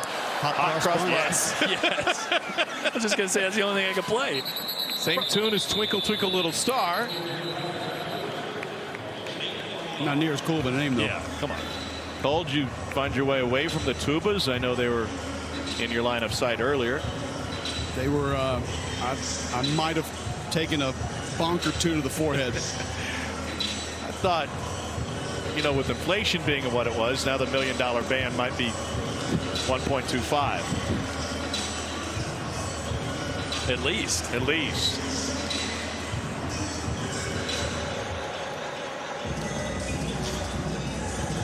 And at halftime, we will teach Cole the difference between a tuba and a sousaphone. 15 seconds to play in the half. Utah State has gone to its 2nd-string quarterback, Cooper Legoff, for the last few drives. Nothing doing with Logan Bonner, their well-traveled starter. His 7th year of college football, 3 of 9. Legoff 3 of 4. But the story, Bryce Young, his 2nd 5-touchdown pass half, matching what he did against New Mexico State last year. And this team leader will Greet his teammates as they head back into the Alabama locker room. Nick Saban standing by with Cole. Coach Saban, this Utah State defense was going to give you a lot of looks, do a lot of different things. How do you feel about how your offensive line and Bryce Young handled that tonight? Well, we haven't handled some of their stunts in the run game very well. We've done a pretty good job in the pass game, except for the one sack we got down here. So we made some big plays because of their pressure. But, you know, we knew going into the game they're kind of a big little team. They're going to try to give you bad plays. And I think we've won that battle so far with more big plays than what they've given us bad plays. Defensively, when your front plays the way that they have tonight, what does that do for you and Pete as far as how you call it and what you want to see from second, third level? Well, I think the big thing we're able to do so far is play a little more split safeties. We can stop the run. They got you so spread out that if you got to play middle of the field coverage, it's tough coverage on everybody. So I think that being able to play the run up front's been the key for us so far. Thanks, Coach. All right, thank you. Folks, there is nothing better than hearing Nick Saban talk ball, and he does it with Cole Kubelik every time we get him. That is fantastic stuff going into the locker room. Bryce Young's playing great ball. Alabama in its opener is rolling. Nick Saban has never lost a season opener since he's been in Tuscaloosa. 41-0. Let's take you to the studio. Welcome back to SEC Saturday Night, presented by T-Mobile. Bryce Young and Alabama with a 41-0 lead over Utah State as we start the third quarter. Bryce Young's numbers are simply amazing, but what we'd expect if Alabama had 41 on the board as they do.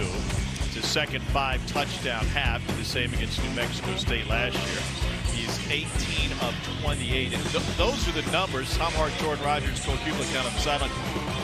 What are we not seeing that he is doing or not doing tonight? Well, it's the total command he has of this offense. We've seen a lot of the signals out to the receivers. What you're not seeing is how much he's dictating, sliding protection, re-miking, re-IDing. He's in complete control of every aspect of every play that he runs. And all that stuff you're not seeing. You're just seeing the big throw, the touchdown. He's doing everything.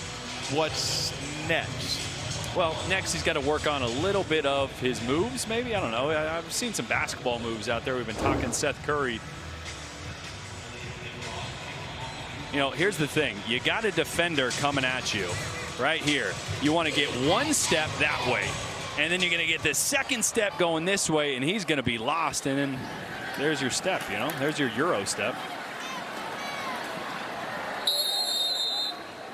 I mean, it's twofold, right? As a quarterback, you always want to look guys off. So you want to get your vision going that way. You're going to get one step going that way. Then that defender, he's going to be gone.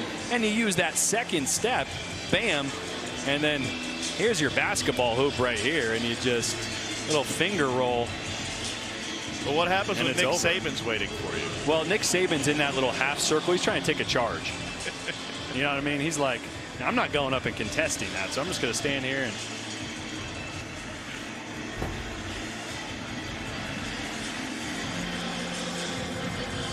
One series for Bryce, you think? Yeah. A little surprised he came out here after half. I know they're working with a lot of young receivers out there, and Jermaine Burton, even a guy that want to build chemistry. Wow. How about this for chemistry?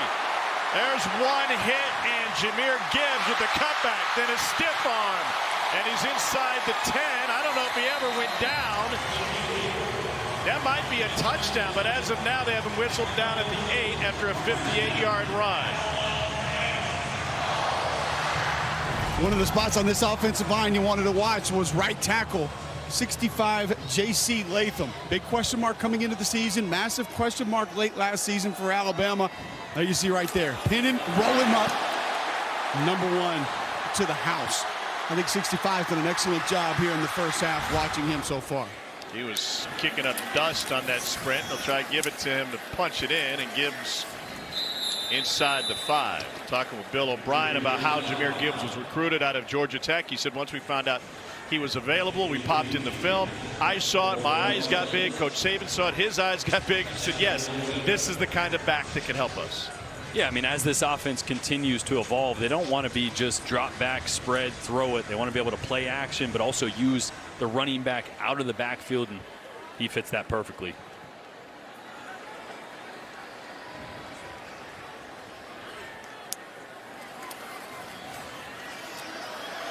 Young. Touchdown.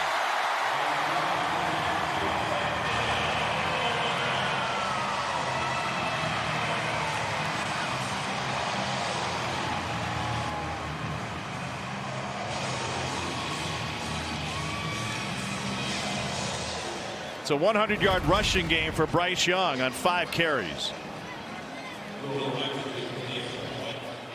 Again, he's so calm moving the pocket.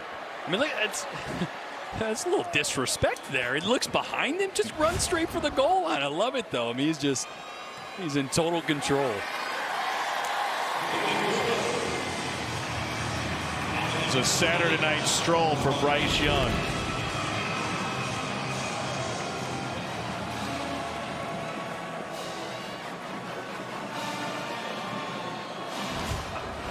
I'd be having fun too. 6 touchdowns later. Yeah, you think? Well, he's a big Steph Curry fan, and so you look how Steph carries himself when he's on the floor pregame, getting ready, and it's work, but it's also kind of Cali cool, right? And the looseness that they carry themselves with. Always look calm, collected, but also like you're having fun the whole time. He just needs a hype man like Draymond Green is. Towards the end of warm-ups, he threw about a 40-yard touchdown pass on a go route, and as soon as he let go of it, he turned around. Just like Steph would on a 3-point attempt before it gets to the rim. And I'll let you guess where it ended up. In his receiver's hands.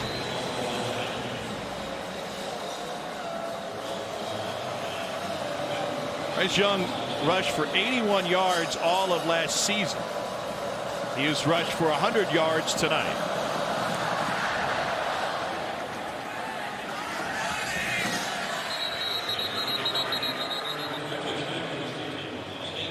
And there's Will Anderson Jr. going back to work.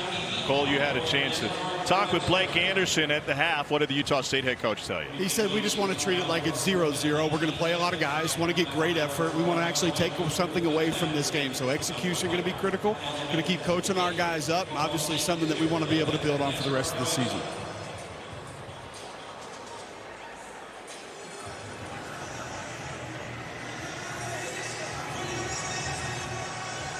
Cooper Laga is the second-string quarterback. He played majority of the second quarter. They also have Wyoming transfer Levi Williams. Boy, almost blew up the handoff again. That time it was Dallas Turner who blew it up, and Jalen Moody picked up the tackle. You know, there's 2 things you can do when you're playing a team that's running zone. You can either try to play both, keep contained, or you can just come and crash the party right away, and Dallas Turner never thought about it. He's crashing that party.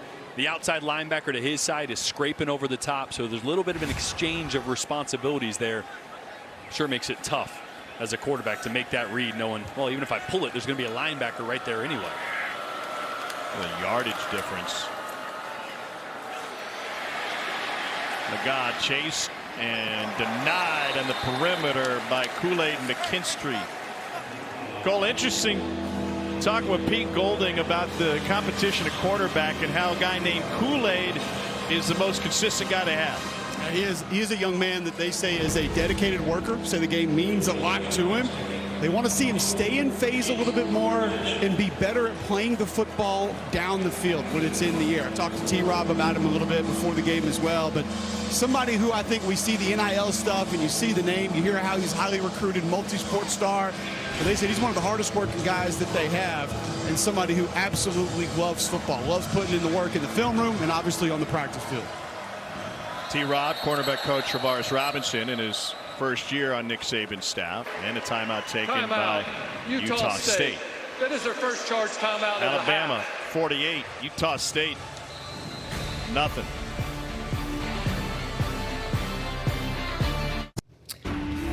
Dari Noke in studio. It has been back and forth at the Swamp. Utah leading Florida 19-14 early fourth. Montrell Johnson Jr.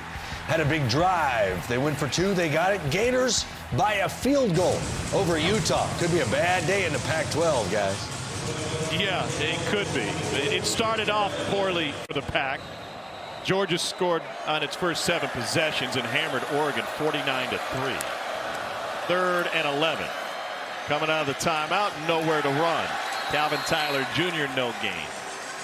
But that Florida-Utah game, guys, that's pivotal, I feel, not just for the Pac-12, but for the SEC, for Billy Napier, for Florida, for that rebuild, man, you just hit fast forward if you pull that thing off. Absolutely. I think we're all wondering what the culture was going to be like, how hard they were going to play. I think both those things last year at times didn't live up to the standard that we're used to seeing at Florida football. And you got talent on that roster.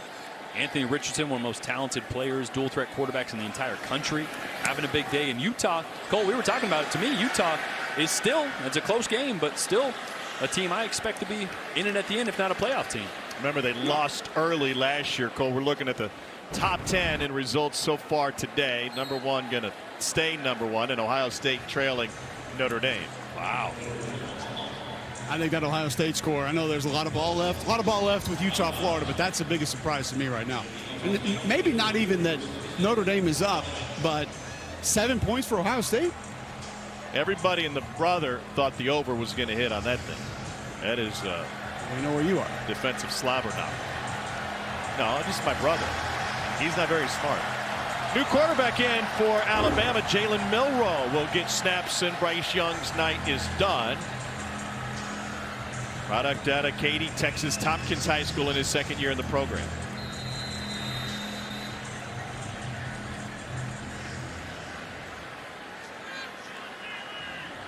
Jermaine Burton still in the game. McClellan is tailback, and he'll dump it off to Burton, who's got room to run. It's an Alabama first down. Cole, what do we expect out of Jalen Milroe tonight? Explosive ability, number 1, and a young man that Nick Saban just wants to see if he can continue to develop as a quarterback. They know what kind of athlete he is. They know how he can run. Last year, Coach Saban told us he's the fastest player on the football team. Jameis Williams was on that team. So we know what he's able to do. We've seen him turn the corner multiple times. A lot of us thought last year they're going to put some sort of a package in for him. But can he develop as a quarterback? Can he read things? Can he make the right decisions? You know, can he adjust ball tempo, ball velocity? It was a nice job right there on that little rollout. You know, throw a little changeup. Don't have to throw a fastball. So he wants to play quarterback. It's what he wants to be. And Nick Saban, Alabama, are going to give him that opportunity. Cole mentioned fastballs and changeups. He throws a slider sometimes too. Yeah, we were down there watching him. The arm talent is, it jumps out, right? Everything he lets go is a rocket. But yeah, an interesting ball flight. We were kind of noticing every quarterback's got a little different. His tail's a little bit. That ball tails a little bit as it's traveling through the air. Doesn't really matter. It's just unique. Every thrower's a little bit unique. I tell you what, the physical tools are there. He's in the right place to develop. Bill O'Brien, and be able to sit behind a guy like Bryce Young, who is pretty much like another coach, sitting there in the room with him, talking through why you looked a certain way, why you check this protection, what reads you're doing. So he's right where he needs to be to develop the mental side of it to match the physical. A.J. Bonpachon, the injured Aggie, who heads back to the Utah State sideline.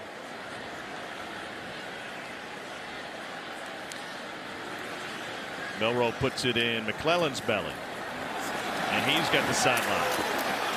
Just crunching down there.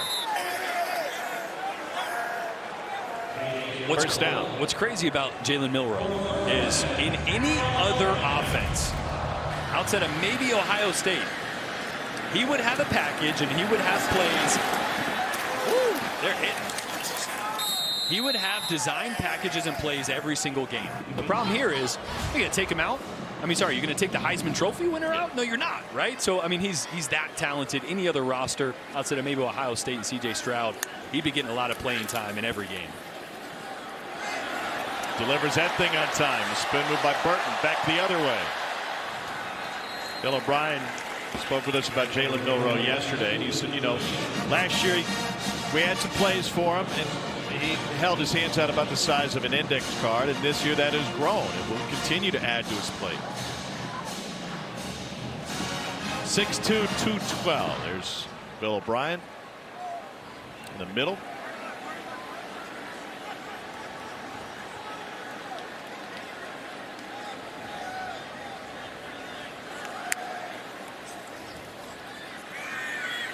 Looking for the screen, and he fits it to McClellan. And McClellan takes it in. Jalen Milroe with the touchdown pass for Alabama.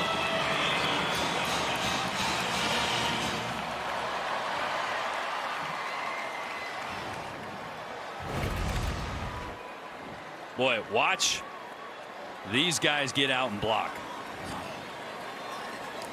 Kendall Randolph here, number 60 on the left side, just keeps driving this guy. Locks in, keeps driving him, pushes him all the way out of the way. Cole, you near a monitor, you see that? Oh, yeah. Love it. There have been some really nice combo blocks and individual efforts in the run game on that drive from that offensive line. Alabama with a double nickel. And then there you get out in the screen game, get able to get in space, get to go find one. Gotta love it. Milroe congratulating the offensive line, and Bryce Young finding his backup. That is how it's done.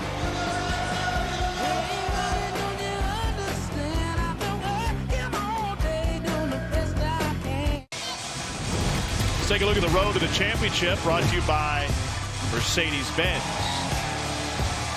And if you didn't read the headlines, college football playoff expansion is on the way. 9 months after it could have been here, but regardless, expansion to 12 teams approved.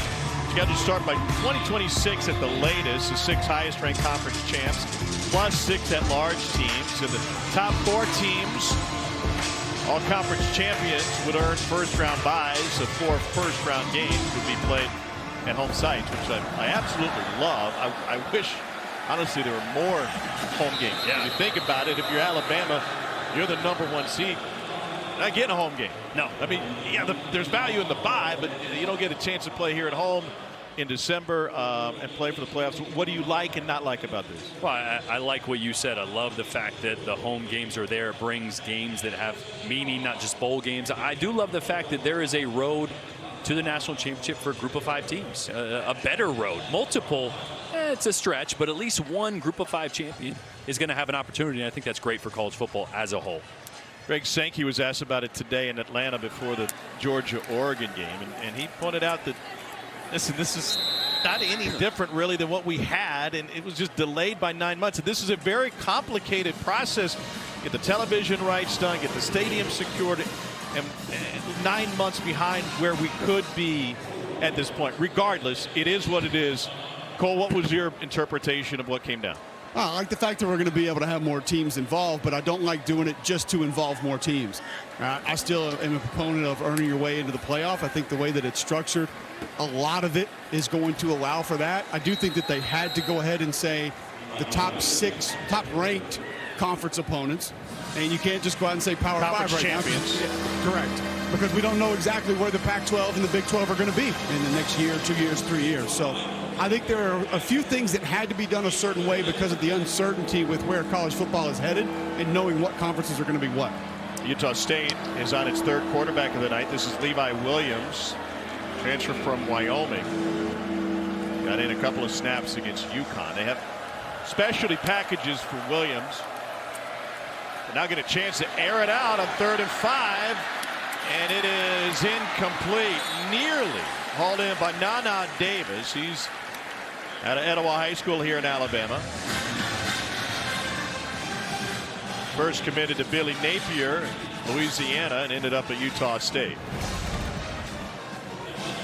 Some hand fighting on the outside. That's not a bad ball. Little on the inside. Malachi Moore in coverage. He's right in phase. Good position. Like Cole mentioned earlier, with Kool-Aid and learning to play the ball, Malachi in great position with his eyes back at the ball there. Stephen Stanley's still going to get Ball off the punt. start on the offense, number 39, 5-yard penalty. It remains 4th down.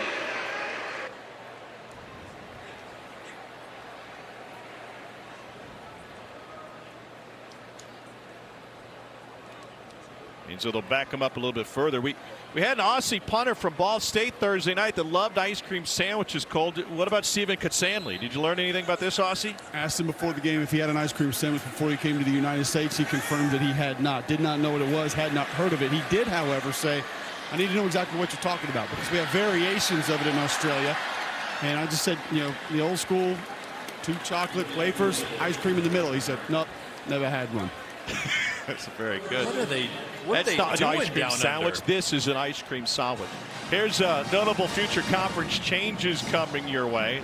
Of course, Alabama goes to the OK Royal Memorial Stadium next week to take on Texas. Oklahoma and Texas scheduled to join in 25. Big Ten, you know, you didn't read the headlines this offseason, we'll get UCLA and USC. And the Big 12 next year will add Cincinnati, Houston, UCF, and BYU. How does all this get impacted possibly by a 12-team playoff? Yeah, I think it accelerates some of those conversations, right? I mean, there's timelines for when teams are going to come over, 2025, 2024. Obviously, right now, that new change would be 2026 for the playoffs. Illegal snap on the offense, number 56. 5-yard penalty. It remains first down. I think there's still a huge push. A lot to be done, as Greg Sankey was mentioning. He wish he would have done it, started 9 months ago, but there's a chance that happens earlier. If so, I think some of those conference changes could happen earlier as well. When Ewers has thrown for a couple of touchdowns, Texas leads Louisiana Monroe 30-3. They're in the third quarter. Jalen Milroe, second series. The hair behind Isaiah Bond.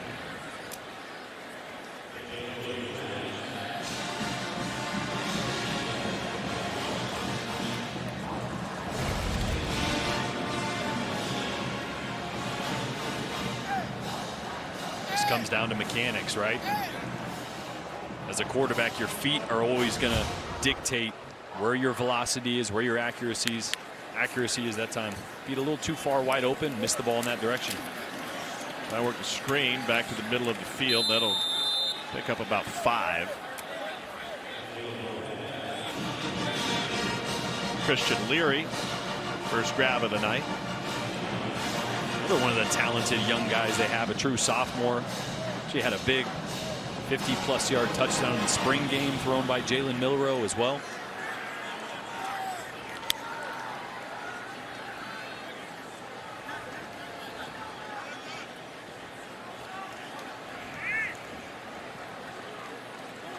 Bammer averaging 8.5 yards per play. Milroe gets it out. Trey Sanders. Welcome to the game. Pickup of 11. Boy, I love that by Jalen Milroe. Why we talk about the athleticism. He's such a good runner. Steps up in the pocket, and when it would be really easy to just take off right there. His eyes are still downfield. Little flip to the running back. It's a great job of knowing where your check down is and getting rid of it for a guy that probably for a long time would have just taken off and tried to win with his own speed there. But you already see the crumbs of development there for Jalen Milroe. Milroe will keep it on this one. Off the read. Lowers his shoulder, gets a couple more. Not many DBs expecting that from a quarterback. Yeah, not many quarterbacks do this, Cole. Full speed. He never even said, I'm going to juke you. I'm going to run you over. I mean, there was zero hesitation. Throwing shoulder and all. Come on. As Gervin Hall, who very well could have ended up in an Alabama uniform at Palm Beach Gardens High School, was a 4-star recruit. A.J. Vongpachan in his calf cramp treated once again. Hall ended up playing at Miami to start his college career, but won that long ago when he was a junior in high school. The Nick Saban showed up on campus on a recruiting visit. It was early enough, couldn't visit with Hall, but there's Coach Saban and Mike Loxley getting out of the chopper, showing up in Palm Beach back in 2017. I think there's cream pies in that chopper. I don't know. It looks kind of like a Harrison Ford movie. He'd be the president in a Harrison Ford movie. And Loxley's Secret Service? Yeah, just going to, take down a terrorist or something. I mean, very presidential look there by Nick Saban. 2nd and 3 now. Uh-oh. Going deep. Intercepted. Ike Larson with the takeaway. Great recovery by Larson and cut right in front of Christian Leary for the pick. Couple flags down late. Might cost some yardage on the return, but looks like the pick will stand.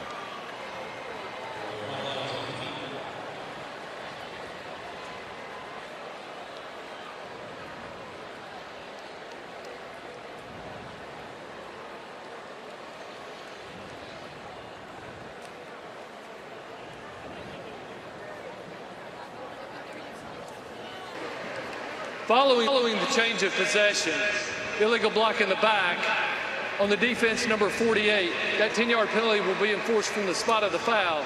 First down for the defense. Well, it was a great read by Jalen Milroe. He's going to read this safety here. If he stays up, he's got Christian Leary on a deep, deep cross, and he's got exactly what he's looking for. That safety stays up tight. Leary's got 3 steps, and that ball is just underthrown.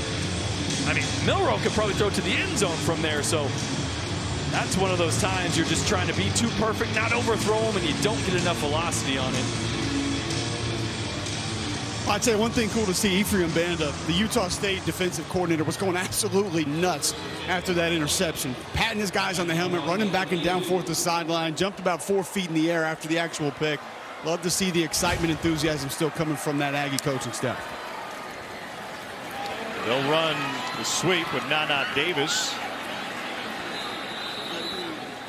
We would assume that an Alabama kid like Nana Davis wants to show up this game. He was a first-team All-State performer at a bunch of different positions at Etowah High School and won the state championship on the 100. A 10.6 900-meter dash. You think he knows what Foxy Brown Il Nana even is? No, I don't. What is that? No surprise.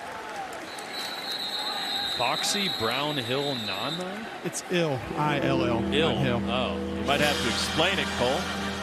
Well, you just check your local music server, iTunes, Spotify, Apple Music, wherever you get yours. Hey, check that out. Hey, Boomer, See what did it's you all say about. music server? Service. It's called an app. Service. You click on streaming it. service. It's got all. Well, I'll have to check that out on my music server. Maybe I'll grab my iPod. It's a shuffle, but I thought you had the big one. Pull it off Napster. Running room for Terrell Vaughn. I was more of a LimeWire kind of guy. Always felt like, you know, I was always scared. Everyone said, oh, yeah, the FBI is going to come after you. You can't illegally download songs. And so I never really got that big of a library. I thought the FBI was going to come after me if I had like 100 songs. They didn't. Well, there's still time to find some Foxy Brown or some Method Man. Anything from Def Jam late 90s, be right up your alley. I'm more of an Avril Lavigne kind of guy. Yeah. I mean, why do things have to be so complicated? Hey. I mean, I see the way you're acting. Like you're somebody else. Gets me frustrated. Memo to our bosses, we need a close game soon. Back-to-back blowouts and Avril Lavigne lyrics and ice cream eating on the field. These are the positions we are put in. I'm dying to use this telly. There's just only so many things I can draw on. Cole's drawing on kids Thursday night. Trips to the right side, and they're going to run it. That's Robert Briggs, freshman from Belleville, Texas. Well, sometimes this guy's going to go this way. He's probably going to go there. That guy's going to go there. That guy's going to go there. He's probably going to go there. He's going to try to hand it off here. And then it's just kind of, you know, sometimes you just want to draw on the screen. Well, that's kind of what happens. Is that your John Madden tribute? Oh, boom. 3rd down 2. A little hurdle right into the waiting arms of DJ Dale.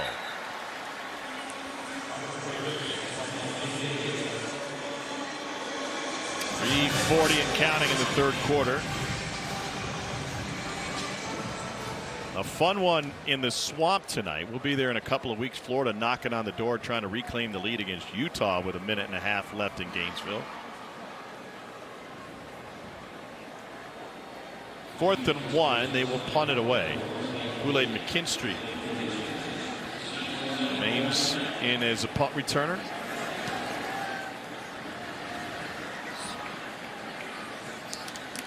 And that is a punt and a catch. 35-yard punt. Alabama will be backed up. We'll see who they bring out for quarterback and if Milroe stays in the game here in the 3rd quarter.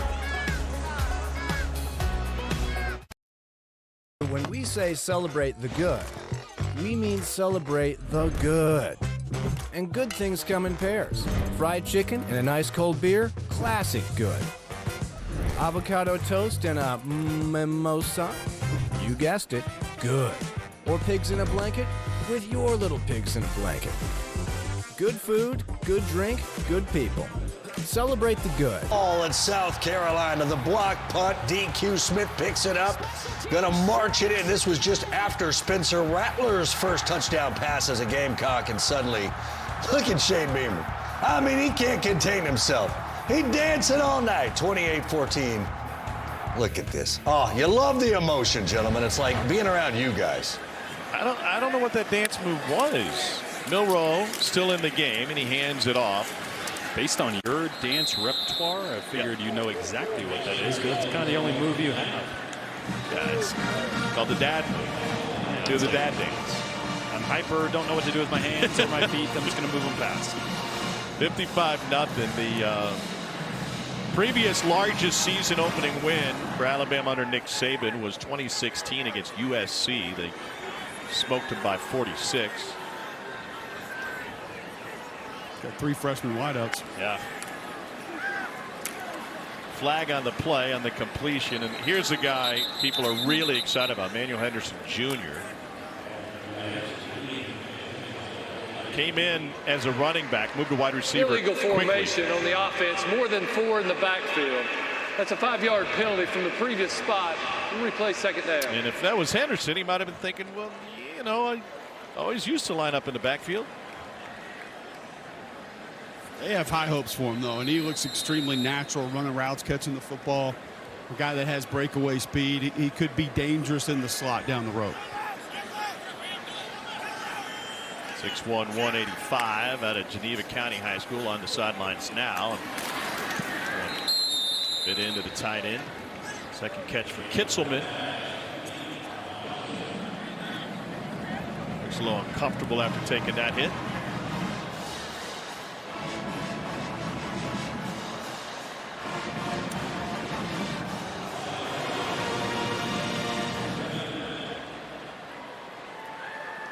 Third down 5. Florida has just taken the lead on Utah. Anthony Richardson looking to lead the Gators to a major upset week 1. Wow, there's a big hit. Ike Larson delivers another knock, this time on Kendrick Law.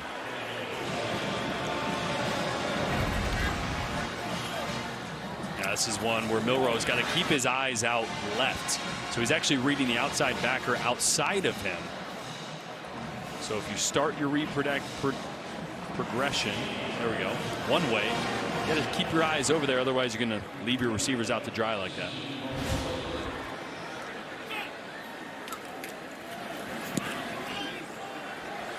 Good looking punt that time, and a fair catch taken. 1:02 left in the third quarter.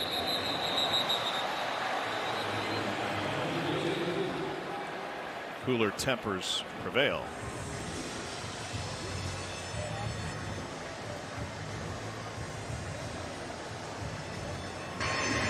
During the kick, holding on the receiving team number 7.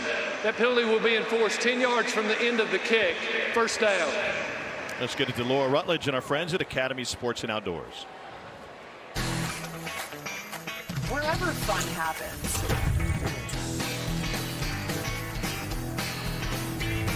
Academy Sports and Outdoors is there.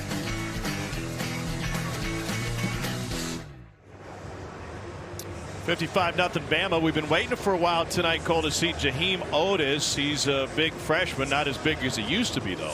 No, big 91. I spoke to Amy Bragg, the director of performance nutrition here at Alabama. This young man was 418 pounds in January. He's 346 entering the season. That's right, 418 to 346. He went from 31% body fat to 21% body fat. And Amy also told me he has the highest lean mass that she's ever measured. His lean mass is in the 270s, essentially his muscle mass. I said, well, Evan Neal, DJ Fluker. She said higher than Evan. He's in DJ Fluker category, but he's a little bit ahead. And this is a young man that Coach Saban said it to us. Amy said it to us. He's done it on his own. He wanted to do it. Pete Golding said he wants to be coached. He wants to be pushed. This isn't something that we had to stay on him each and every day. He wanted a plan for the weight loss, and he stuck to that plan. And if you look at him in his uniform, guys, I don't know. He doesn't look like a guy that used to be 400 pounds to me. He's not sloppy. He's a guy that looks like he's put together well. When you hear the stories about his movement, his ability, the backflip off Saban's deck at the lake, I mean, all the stuff that he's heard about he can do, this could be the next great interior defensive lineman here at Alabama under Nick Saban. Pete Golding started recruiting when he was in 8th grade. I said, how big was he in 8th grade? And he goes, well, maybe bigger than he is now. It's the end of the 3rd quarter, and it's 3 quarters of Alabama dominance. Alabama. Okay, in studio, it's time for 15 minutes or less, brought to you by Geico. We're going to go way less than 15 minutes. A little under a minute and a half to go. Anthony Richardson for Florida into the end zone, 3rd rushing touchdown. They lead Utah. Utes ball. They just picked up a 1st down in Gator territory, guys. Oh, what a game in the swamp right now. And Terrell Vaughn with the catch and run. Anthony Richardson on zone read tonight. Jordan has carried the ball 6 times for 40 yards and 2 touchdowns. That's efficient. I mean, look, we've known that this could happen, right? They have enough talent. Anthony Richardson is one of the more dynamic players in the entire country. As we'll keep you updated, it looks like Utah just went way into Florida territory inside the 20 now. 42 seconds left. But again, I think it was just a matter of, can Billy Napier consistently get performance out of them for 4 quarters? Yeah. And week after week, that's kind of what we never saw out of Florida. Be great one week, and then what happened the next week?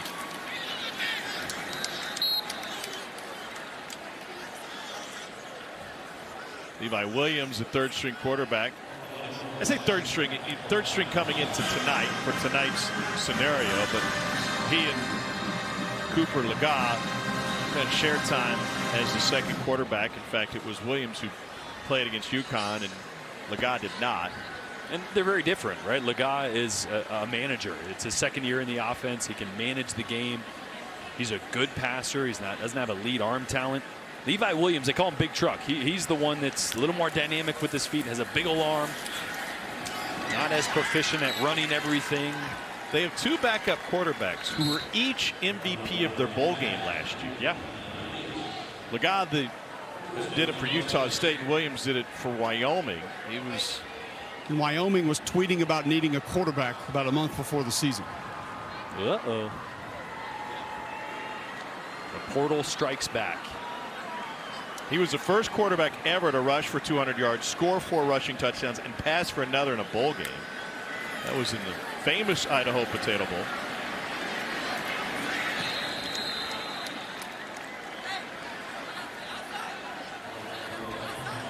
It's Eli Ricks showing up for Alabama right there. Ricks, an LSU transfer.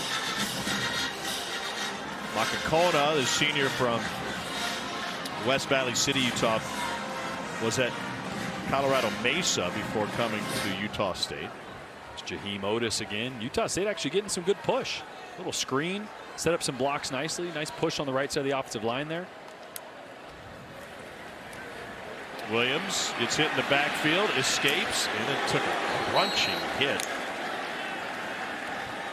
Well, there's been multiple plays up at the line of scrimmage you've seen Brian Branch make tonight. He doesn't get a lot of the hype that some of these other defensive players or even DBs do. But 14, Nick Saban told us point blank, best defensive back on the team. Said he can play nickel, he can play safety. If we had to, if it came down to it, they believe he could play corner for them. Invaluable to this Alabama defense.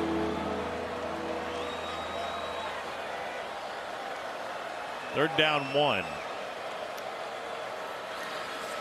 The throw it, it's incomplete. Now Davis coming across the middle. Boy, that's what, the 3rd slant or so that they've had an opportunity to complete. Just haven't been able to tonight for Utah State. That time, a little hot out of Lega's hands for a in-breaking route that's pretty close. Sorry, that was Levi Williams for Utah State. They went for it 4th down in the 1st quarter, and they'll do it again here in the 4th, needing just 1.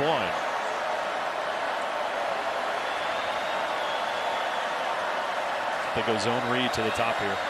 Yep. And Williams keeps it. He's got the first down and escorted out of bounds at the end of that run after a pickup of 9. So they get a nub side, or actually an empty side. They send everybody to one side to get a short edge here, and you're just going to option that guy. Got to run this way. If he goes, Levi's going to keep that, and he does. Big truck. Big boy, but he's got some wheels. It's a great call there on 4th down. I'll tell you, this will look for Alabama defensively. If you look on opposite ends of the field up front, these two corners, multiple coaches on staff will tell you that's the way they're supposed to look. The lengths of Eli Ricks and Kyrie Jackson, it's just different.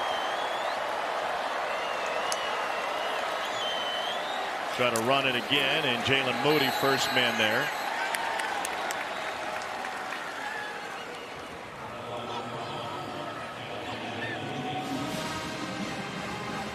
Just got a chance to see Levi Williams, his athleticism. Blake Anderson, head coach, all said he can throw it 75 yards. 75. That's a big old huck. He could throw right over them there mountains. Oh, him and Uncle Rico, Yeah. absolutely. Wonder if he's going to vote for Pedro.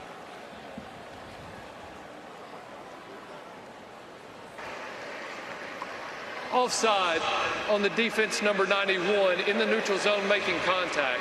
5-yard penalty. It remains 2nd down. Florida's going to hold on for a win in Billy Napier's debut, knocking off top 10 Utah. Wow. Cam Rising was leading the Utes down the field, and Florida's defense came up with the play of the night.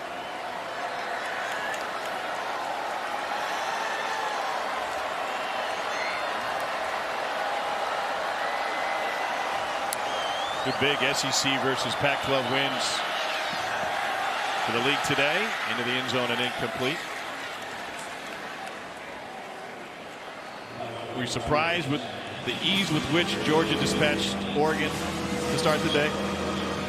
Yeah, a little bit. I mean, Oregon has a great set of linebackers, but not the same up front that they were. And I just think we're realizing how good that Georgia offense really is with Stetson Bennett. Another year, the confidence, the tight ends they have. And I've said it before, I think that's the most underrated group of receivers in the SEC with A.D. Mitchell, Ladd McConkey, a couple others that contributed today as well. That defense will come along, and Georgia's going to be scary once again.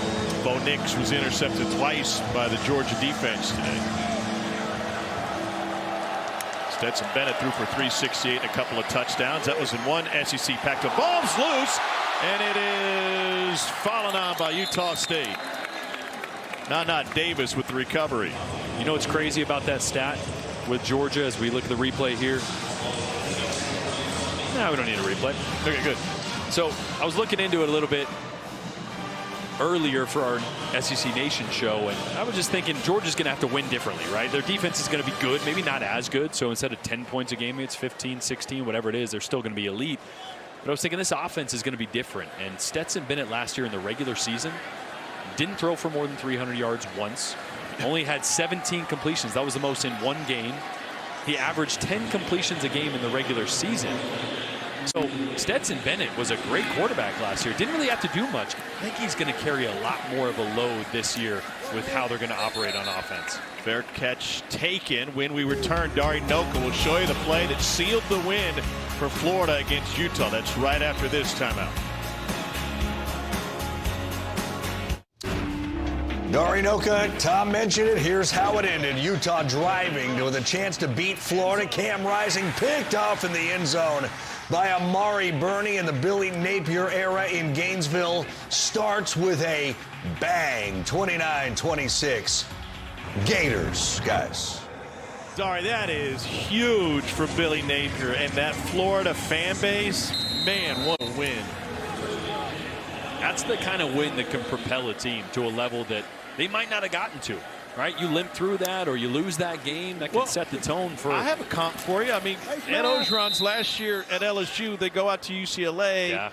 They lose that game. Next thing you know, a bunch of guys come up with ailments and can't finish the season, and they play a bowl game with like half their roster. Yeah, and when you're a new coach, you're looking for buy-in, right? Yeah. I mean, everyone's always going to look at a new coach, and I've been there. James Franklin came into Vanderbilt, and you want to believe it, but you don't truly believe it till you see the product on the field, till you see the changes in action, not just in practice. It's a good-looking throw. There's something that Bryce Young told us yesterday that I think fits that in a micro sense. And he was talking about being a leader for his teammates. And he said it's easier to correct them when they believe in you. And certainly, who would doubt him after last season? But those leadership skills that he went to Nick Saban and said, I want help in this area. And Saban was talking about it with us yesterday. And his point was, if you're the quarterback, your job relies on everyone else to do their job. Ty Simpson in the game now for Alabama quarterback. And so why wouldn't you lead them and correct them? Because if they fail, then you fail as a quarterback. Third quarterback of the night. This is Simpson, Cole. And man, he looks like the next best thing at Bama. And you talk about arm talent and ability to push the ball down the field. Throws a beautiful ball. Good poise in the pocket. Hadn't seen a ton of him, but really looked good in the spring game. What I've seen from him at practice, hard not to like what he has in that right arm. Another one of the many former 5 stars on this roster, a dual threat guy. But you're right, when you see him throw the ball, it comes out of his hand different. Mm-hmm.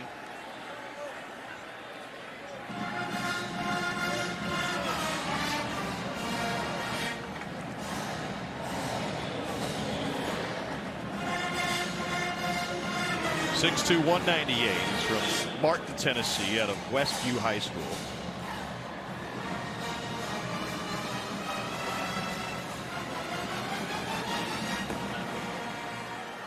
Third down 3.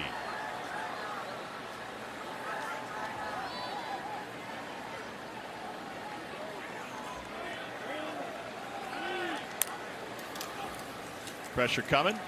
Tipped and incomplete. Tell you what I loved right there, though. We saw all night Bryce Young directing traffic, right? Yep. I mentioned not just signaling to receivers, but right on that play right there, Ty Simpson slid the line. He saw pressure coming, so he did a full slide right there, so he checked the protection. That doesn't usually happen with true freshman guys coming in. You know what I mean? It doesn't. So for him to have already even just a little bit of control over the protection, honestly, 90% of offenses in the country don't let their quarterback control protection. So they get blocked. Utah State came after Burnip, and they're able to get a hand on it. And the Aggies will have great field position now.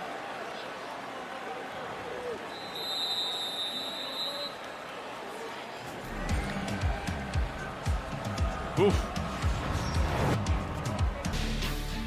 SEC Saturday Night is presented by T-Mobile, bringing 5G to hometowns across the SEC. Here's what makes Nick Saban elite in his own words. I get a list every day. I try to play golf in the morning, and Miss Terry gives me a list when I get back and run the sweeper, take out the garbage, pledge the refrigerator. You know, nobody knows how well I do all those things. I mean, sometimes you got to tell them. Flex on him. Short field for Utah State after the block punt. And Robert Briggs with the carry. Alabama 24 shutouts in 07. That's the most in the country. 10 more than the next closest. If the defense can hold him here. I was one of those. 2011. Did you have a chance to score? Yeah, overthrew a double move that was wide open. That would have been like a 50, 60-yard touchdown. Is that the same game you got earholed? Yeah, I was. I didn't really know my name for most of the game. I just didn't know if he'd remember it, Cole. Briggs fighting, and they stop him short of the first down. That'll bring up 3rd and 1. Maybe we got a flag.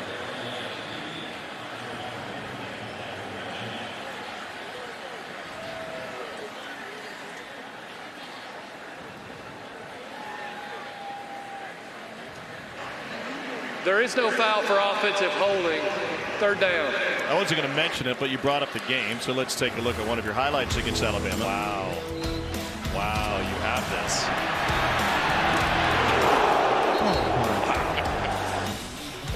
That, oh, gosh. I watched that like I watch a NASCAR race. My earpiece was like up by my eye. I was trying to fish it out as I was walking back to the huddle. Also had no idea where I was. 3rd and 1, and that is incomplete. Better than your ear being up by your eye. Yeah, but who was it that welcomed you? Mark Barron. Yeah, he was only about 230 pounds. Probably ran a 4.5, and he got about a good 20-yard sprint right at me, and I never saw him. How was the line of sight out of your ear hole? It was not great. A little restrictive. You know, it's great that we ran speed option. The very next play call was speed option the opposite way. I took one step and pitched it, and I looked over at my coach like, you've got to be kidding me. Here you go. Utah State going for it on 4th and 1. Cooper Lagat, quarterback. Here comes the pressure from the edge, and the Aggies pick up the first down. Alabama trying to keep this shutout intact, but the Aggies with the 1st and 10 at the 20.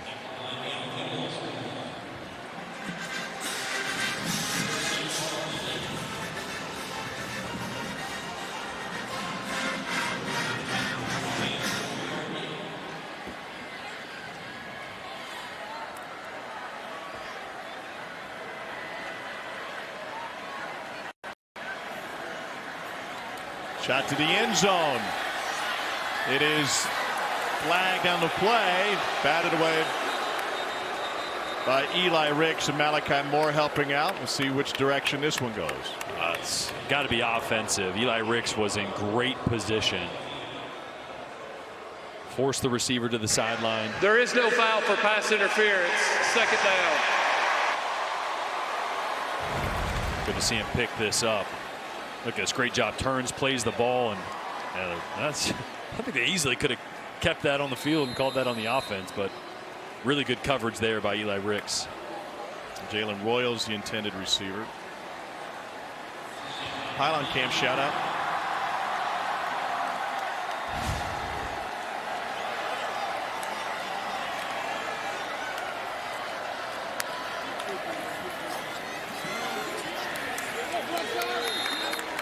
Kendrick Blackshire with the takedown. Think about Pete Golding, defensive coordinator for Alabama, and the desire for this unit to finish this thing off and finish off a shutout. Yeah, I mean, this was a defense that was really good last year. I think we're just overshadowed because of how historical Georgia was, but they were right up there with almost every category with Georgia.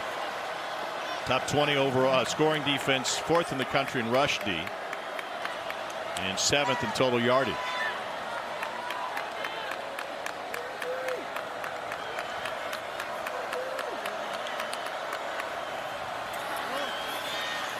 Needing 10, get 4. You know, we've seen Utah State take some shots down the sideline, right? Yeah. I keep looking at it going, man, they got no room. Well, these receivers start so wide as it is. You don't really start with any room either, you know, so if you're going to try to run around them, you're already almost at the sideline. I like to see one of these times they have man-to-man coverage out there. Bring that receiver in just a couple steps. Give yourself some room out there for the quarterback to put the ball. Well, a shutout riding on this one. Utah State doesn't want the field goal, down 55 to keep the offense on the field. Needing 7. There's a shot to the end zone and incomplete. And a flag down. Nana Davis, defended by Brian Branch.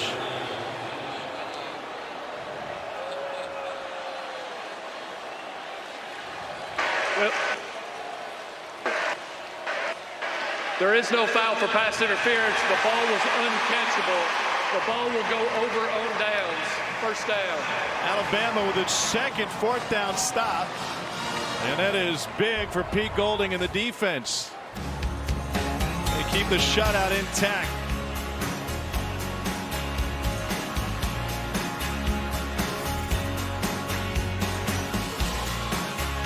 An impressive performance for Alabama tonight, a massive lead, a lot of players in the game. There will be a lot to write about this Crimson Tide football team this evening, and it will never be done the same without Cecil Hurt working at the Tuscaloosa News. A graduate of Alabama, a guy who was not going to go into journalism, but he had a buddy in the sports information department that needed some help.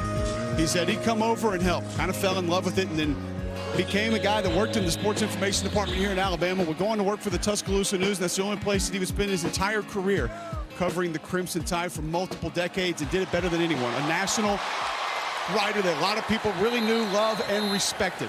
And Alabama fans grown accustomed to somebody that if you were around, you enjoyed talking to him. He was a walking Alabama football encyclopedia. And I know we all miss his columns, we miss his presence, and we miss his humor on social media. And I tell you guys, there's no doubt in my mind that Cecil, Fluff, and Slim Charles are sitting up there watching us, laughing at how we're calling this game, and probably most of the things that we don't know about this Alabama football team. No doubt about that. Cecil started the Tuscaloosa News in 1980. The plaque you saw was put in the press box here at Bryant-Denny Stadium to begin this season. We asked Nick Saban about Cecil Hurt yesterday. There's a flag on the play. Cole, his immediate response really said all you need to know about it, but Nick's point about his respect for Cecil Hurt, Cole, all centered around his professionalism.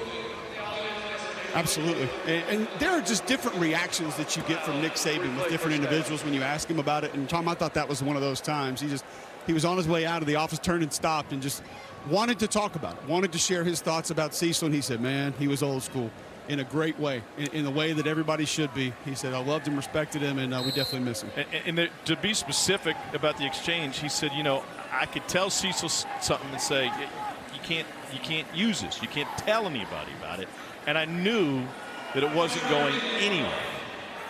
And that trust was built over decades, truly. You know, we miss him. And shout out to Fluff, his mom, that's where the plaid comes from tonight, that we're all donning. Simpson swings it out. And a little bit of room for Isaiah Bond. And another flag coming in. Bond taken down deep into Utah State territory. 47 yards if it stands.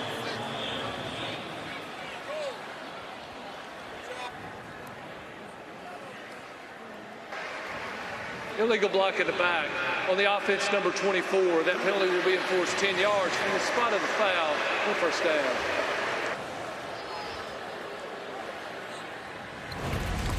The freshman blocking downfield. Emmanuel Henderson. Can't do that.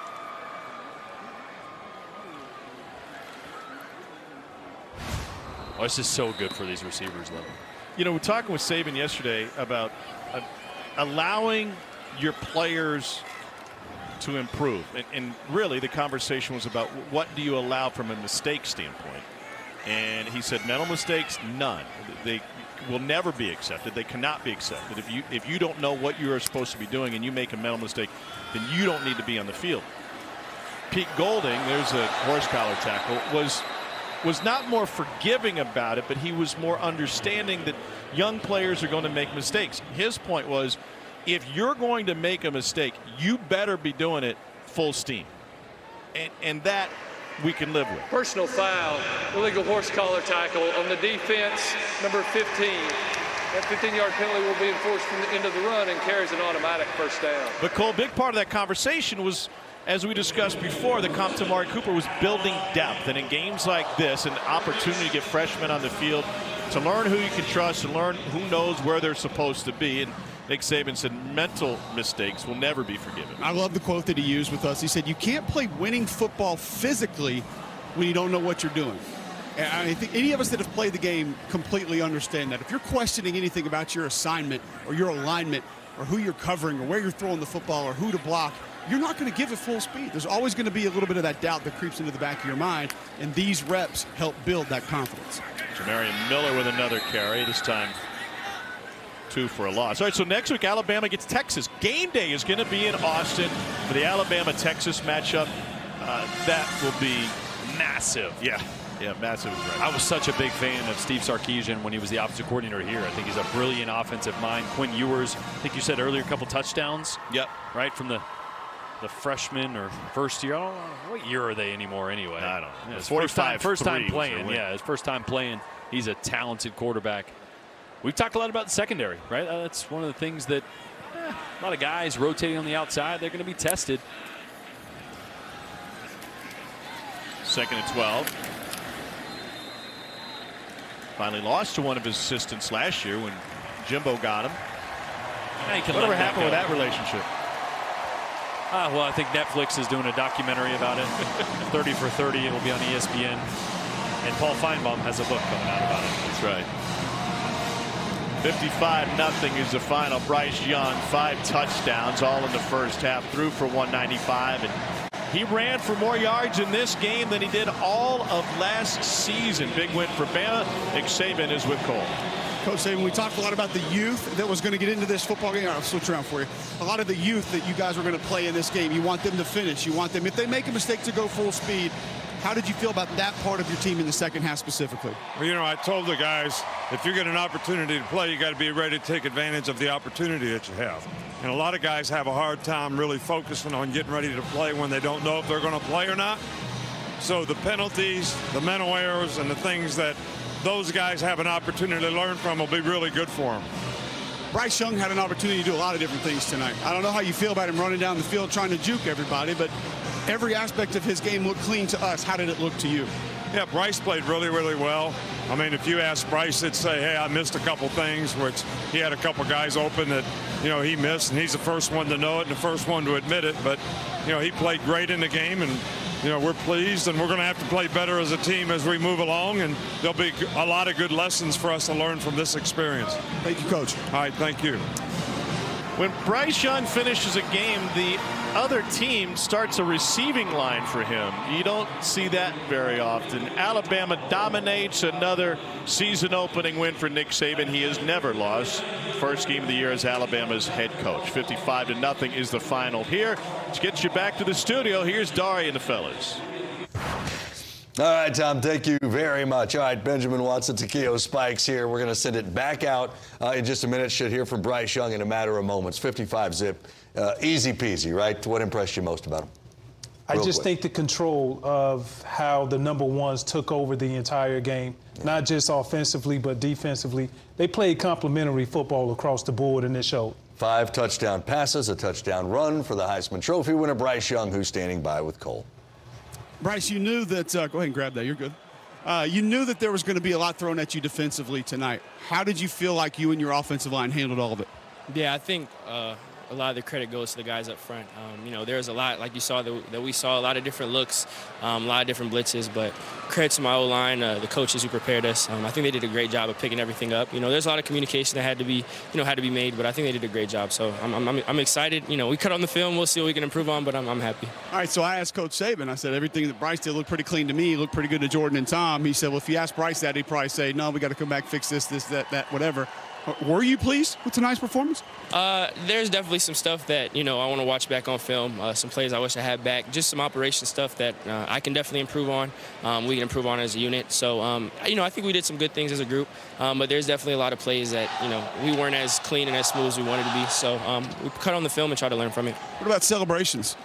I saw the shimmy down here in the end zone. You got a couple coordinated with the teammates. How do you grade those tonight? Those are good. I feel like that might have been the highlight. Had to squabble up a little bit, and just anytime we get to celebrate, we got a creative group, so I'm excited. How did it feel with some of the younger guys in, the different wide receivers, different? Those guys, again, it's a new environment. Guys that, are younger, but I feel like everyone stepped up. Everyone kind of had their little moment, and then, when that calmed down, it settled, you could tell, you can tell why everyone's here. Everyone wanted to go out there and compete and get better, and then, there was a long period of time where, we had some younger guys in, and they were all kind of able to, figure it out together. Within the first game, you always have those jeers. It's a filling out process, but I'm super happy with how everyone stepped up and performed, and I'm happy for us to keep building. Thanks, Bryce. Appreciate it. For sure. Appreciate you. Tom, Jordan. All right, Cole. Fantastic work with Bryce and Coach Saban, and this was fun for Alabama. It was fun for Bryce Young. You get the sense from him that he enjoys being who he is, and he's so loose with it. Next week now, that's a different animal than Utah State. Not different from Alabama and what they're used to in big games, but what needs to happen for Bama next? Well, I think all the youth need to get into the film room and correct the mistakes. We heard Nick Saban talk about it, the mental mistakes, because it's one thing in front of your home crowd against a Utah State team that you are overmatched, right? I mean, it's a different environment to be able to stress you. Next week, the lights are going to be bright. These eyes are going to be wide for some of these young receivers that they're going to count on, some of the offensive linemen that are in new positions. So everybody needs to correct some of those mistakes because can't afford that next week. We talked earlier about Will Anderson Jr. being a Heisman candidate, a possible Heisman candidate. He is an elite defender. I feel like to do that, to get that honor, to even get invited to New York, you've got to show up in big games. Next week is that first opportunity for him. Yeah, it's going to be huge, right? I mean, everyone talks about a Heisman moment.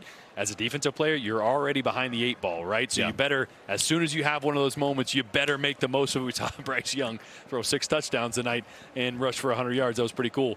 Will Anderson's going to have an opportunity against a really talented team and quarterback with Quinn Ewers in Texas. Before we get to the studio, biggest game, story, result for the SEC tonight? Florida knocking off Utah. That was absolutely monstrous. Utah team, a lot of people, including myself, thought would be a playoff team. Yeah. Anthony Richardson, the question marks with Billy Napier, the culture. Who were they going to be? Were they going to be physical enough? Man, answered the bell. That was...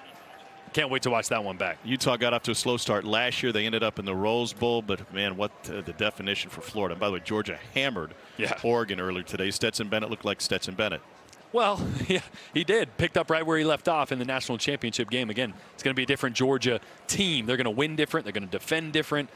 They're going to be dangerous, though. This was a fun one here tonight, 55-0. We will see you next week from Baton Rouge. We'll see Brian Kelly's LSU team taking on Southern. That's the story from Bryant-Denny Stadium, where Bryce Young throws for 5 in the first half and takes the rest of the night off. Now it's the studio's turn.